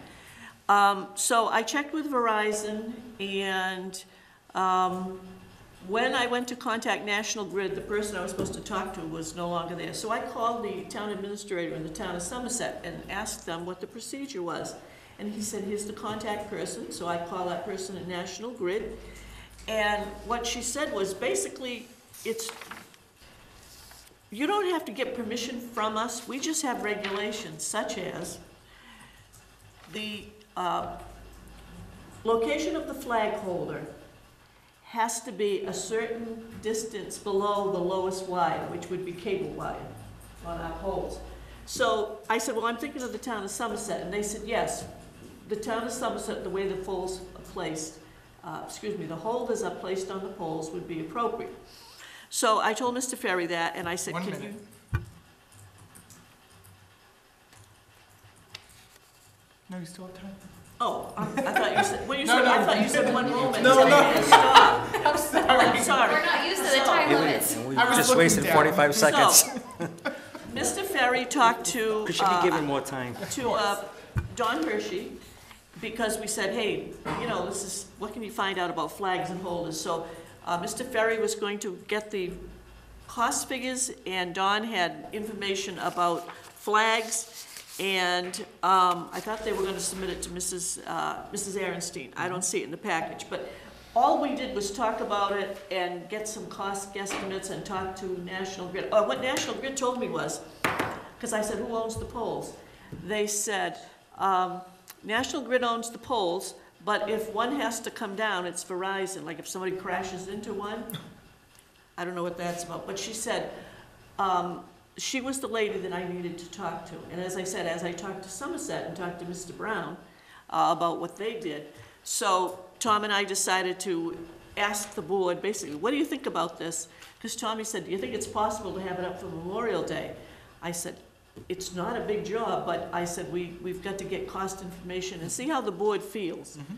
Like, if you want us to continue to get information and put the whole thing together and bring it back to you, or if you think, nah, we don't want to do it, then we'll just stop. So that's No, all I'm looking for. I love it, honestly, and I thank you and Highway Superintendent Ferry for looking into this. My only question about this is your vision for this that they're out there full all year round or just during like That's what- Veterans that's what we Parade, want- like around That's what then? we want you to determine. Uh-huh. Like in Maine, there are towns that put them out in the spring and they're there till the fall.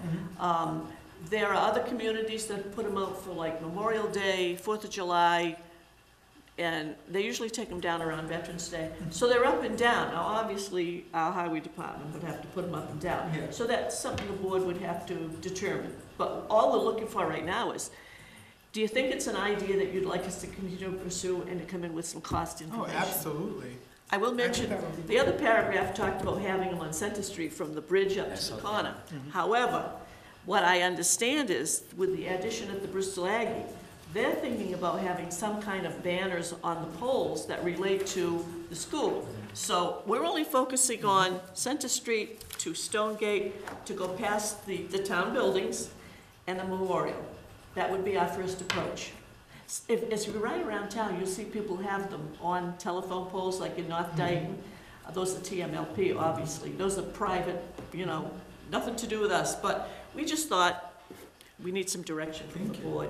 Yeah, Selectman Pacheco? I'm in favor of it. Obviously, I want to know what the cost is. I don't think it's Yeah. going to be that bad.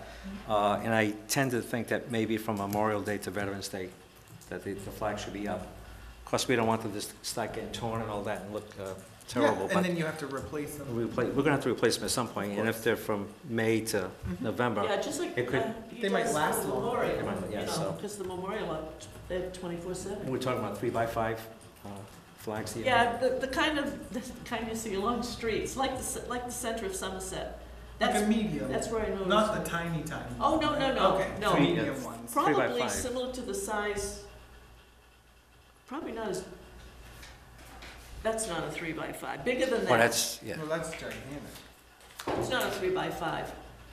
I thought you were talking inches. I'm sorry. Oh, no, this is feet, 3 by, Okay. yeah. I'm It like, would be but no big- one's gonna see Right. them if they're No, 3 by 5. It would be bigger than that, but I don't know I don't know the size of the ones on the memorial. But we can see what Somerset's got, and Dawn, I'm sure Mr. Hershey will be able to tell us the recommendation, the size, and Tommy's working on brackets, so. So do you, I think, I'm prepared to vote on, us, pursuing this. Oh, yeah, I'm in favor of pursuing it, so. Okay, I'll make a motion that the Board of Selectmen request that Mr. Ferry, Mr. Hershey, and Mrs. Goulart continue to look into flags on the utility poles from Center Street to Stonegate Landing, and to report back to the board with cost information. I'll second that motion. We have a motion and a second. Any further discussion? Hearing none, all those in favor say aye. Aye. Opposed? Abstentions? The ayes have it, and that motion passes. Ratify the memorandum of understanding for the fire union. I think this should only take a moment, 1 Actually, minute. yes, so Sure. the fire union has requested that we hold on this because they have raised some questions within, internally for themselves. Well, they've raised them to me too and the town accountant, but we were not able to explore it Sure. in depth like we would have But liked to. they so- understand that this was approved in Yes. executive session. Yes, and they Okay. know that, it is a kindness Sure. for us not to, so it is within your purview to still ratify it, but, I'm requesting that you hold off as well. Mr. because- Chairman, I'll make a motion, we table action on the fire union memorandum of understanding to a future meeting. Thank you. I'll second that.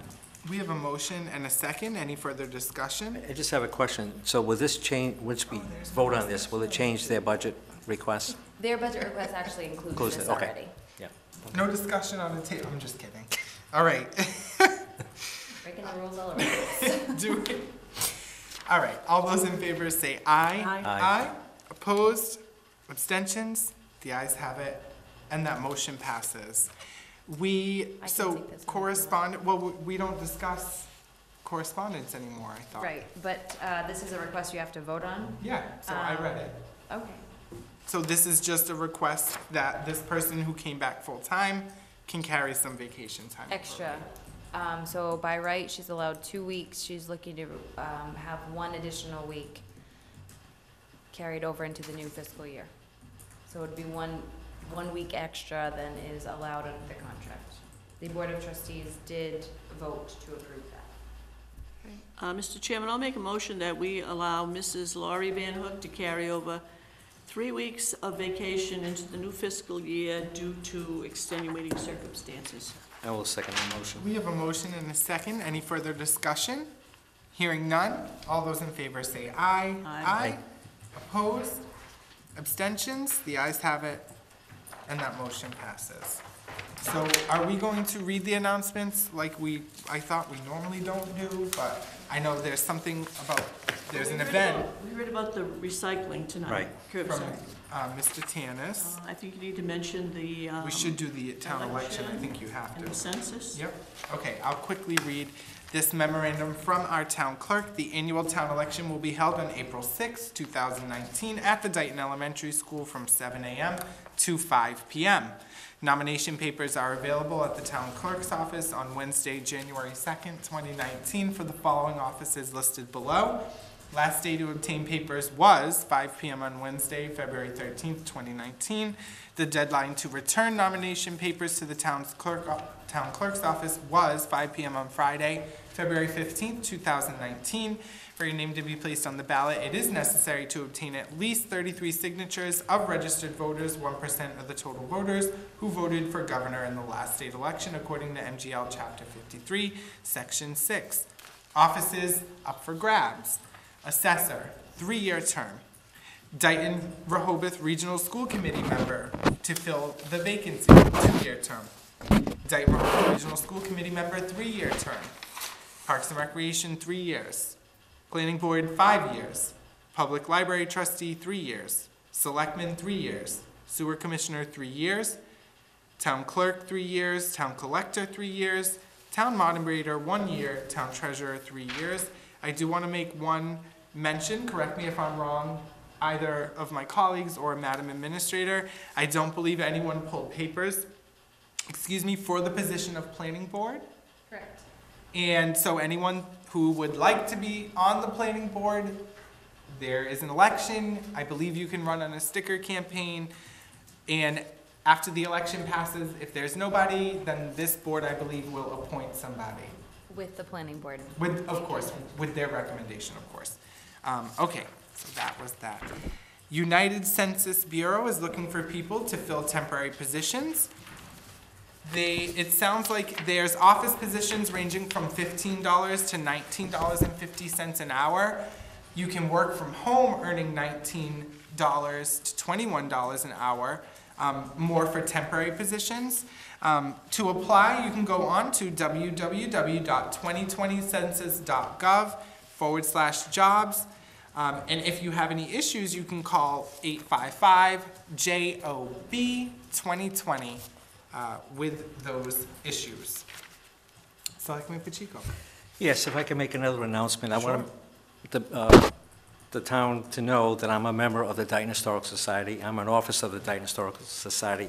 I'm not paid, so when I make this announcement, it is for the Dayton Historical Society. So the Dayton Historical Society, in conjunction with the Berkeley and Freetown Historical Society, will be hosting a presentation from the Welcome to the Graveyard, presented by the Gravestone Girls, on Sunday, I love that. April 7, 2019, at the Old Town Hall, which is next door, 1111 Somerset Avenue, from 2 to 4 p.m. It is really geared for adults, and they will be talking about gravestones, the progression of gravestones, the symbolism on the gravestones from the 19th century to the 21st century. It's going to be very interesting. Unfortunately, I can't make it there, but I would urge anybody who's interested in this subject here to attend this. And Is it going to be spooky?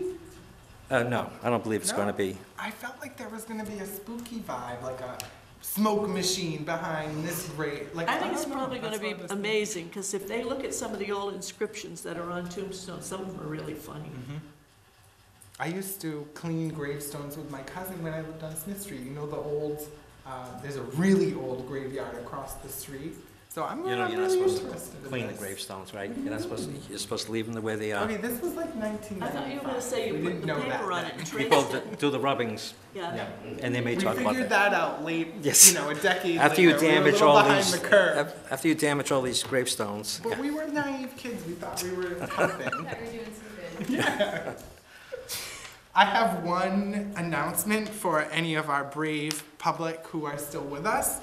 There is the DR Regional District School Committee Regional Agreement Task Force, wow, that I did not say that correctly, has a meeting tomorrow at 6:30 p.m.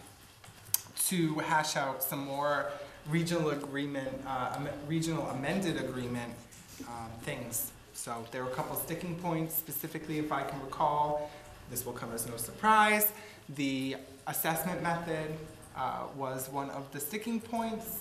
So we'll see what they have for us. And then just so my colleagues are aware, and I know you know this from when we went to that meeting, I think they are going to pursue in a more final draft that 50-50 central office cost split with Rehoboth. That sounded to me like that might make its way into a final document, but we shall see. and is that meeting tomorrow night on cable? Do you know? I believe so. I believe so, yes. They're They- 99. Yeah, they're 98. 98. Yep. Oops, No, sorry, it's okay. excuse me, 98. Yeah. I'm And working on a 15 third in channel, Rehoboth. sorry.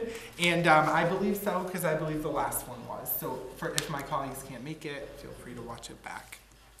Selectmen's reports, I had just one thing, and I apologize. I put it this far in the meeting. Just so you know, you got 2 minutes. Yeah, less, 20 seconds. One moment. The town administrator, the building commissioner, the animal control officer, and I will be heading to the Old Dayton Police Station for an on-site meeting to begin the discussion just amongst ourselves at this point, not ready to bring it back to the board yet, about what it may need and our way forward on that. But I wanted the board to know this is something we're thinking about. I know it's something the board supports and is thinking about, and I will keep everyone abreast on that. Very good. Okay. Selectman Goulart. Selectman's Keep your reports? fingers crossed that tomorrow night at 6, I have a quorum at the Bristol County Advisory Committee meeting, because if we don't, it's off for another month, and another month of budget not approved. So we're trying. Why don't you offer to give someone from Norton or Berkeley a ride, Selectman I Goulart? went to Berkeley, and somebody from Berkeley responded and said they will be there. Mhm. We're at 51 point a fraction. The concern is, if one doesn't show, Mhm. we're back to where we were. So I reached out, I actually went to visited the Berkeley Town Hall. Selectmen weren't there, but a selectman responded to the administrator at the commissioner's office, so we're trying. Selectmen's report, the only thing I have, and Mr. Pacheco can certainly speak to, we attended the, I'll call it the Little Open House, took a tour of the portable, the modular classrooms. And the reason I'm saying the little one is because today was the official public opening for the, general public to go. But we toured the school and saw the new modulars and existing classrooms. And I'm just gonna repeat this one more time. The space that is the library is now available to be used as a library. If there is anyone out there who has library experience and is willing to volunteer some time at the elementary school, please contact the principal. They need people to organize the library and get it back into the shape of a library, but you must have library experience in order to do it, so. I was impressed with the way the modulars came out. I know they're temporary, but they're gonna be there for a long time. And we also got to see the classrooms for the pre-K. As you know, the pre-K has been moved from the high school, so. They We already have- moved Selectman Pacheco? Yes. Okay. And the modulars we used this yesterday, was the first day? Yes, Yesterday, the so. students moved in yesterday. So it looks great over there, and it's a great team, the principal and vice principal, and one of the teachers in the pre-K I got to speak to, so I was impressed with what they've done with it over there. So thank the taxpayers for coming up with the money for the modulars. It was needed, and it came out well. So. Thank you for that. And it sounds like the town administrator and I, next week, I was unable to make it tonight and yesterday to the tour the modulars with you, but the assistant principal has offered to give the town administrator and I, who also didn't have a chance to get over there, a tour next week. So we look forward to it. Yeah, absolutely. Be impressed. Good work, team. Do we I saw do- the pictures and I was, so Yeah, I'm it is excited to really see it. It impressive. is I nice. didn't Do see we it have a too. date for the ribbon cutting at the police station I yet? just asked the other day. Okay, all right. We will keep, just so the public is aware, whoever is with us, we will keep everyone well updated on the ribbon cutting for the new police station. And I did hear back, I had asked regarding the new police station signage, because there's not yet any lettering above the entryway on the side building. And then there's no monument sign, so they're not doing a monument sign, so there will never be a monument sign, but they are gonna do some lettering on the building, so, which will be nice. So they are doing that. Okay. Next, we have acknowledgements. We have a $30 donation to Primetime Anonymous. Mr. Chairman, I make a motion that we acknowledge the anonymous donation of $30 to Primetime. I'll second that motion. We have a motion and a second. Any further discussion? Hearing none, all those in favor say aye. Aye. Opposed? Abstentions? The ayes have it, and that motion passes. Minutes. I'll make a motion that we accept for review the minutes of February 20th, 2019. Second? We have a motion and a second. Any further discussion? Hearing none, all those in favor say aye. Aye. Aye. Opposed? Abstentions? The ayes have it, and that motion passes. There's one more.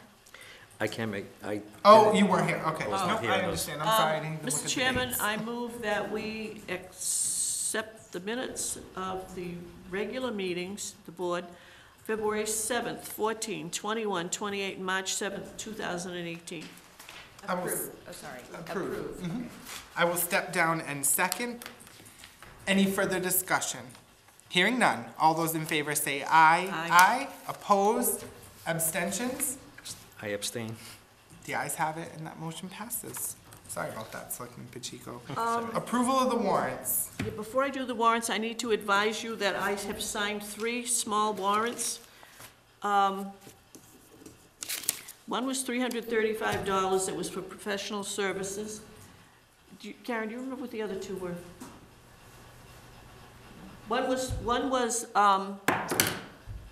under $200 for professional services, the other one was under $1,000, and most of it was utilities. And the reason I have to announce this publicly is because I'm the only one that signed that particular schedule, and it's not the $300, that's going on next week's, but it's in the warrant that's in there tonight, just Oh, so that okay. you're aware Mhm. that I did that. So when we vote to approve these warrants, those things that I signed are in there. Okay.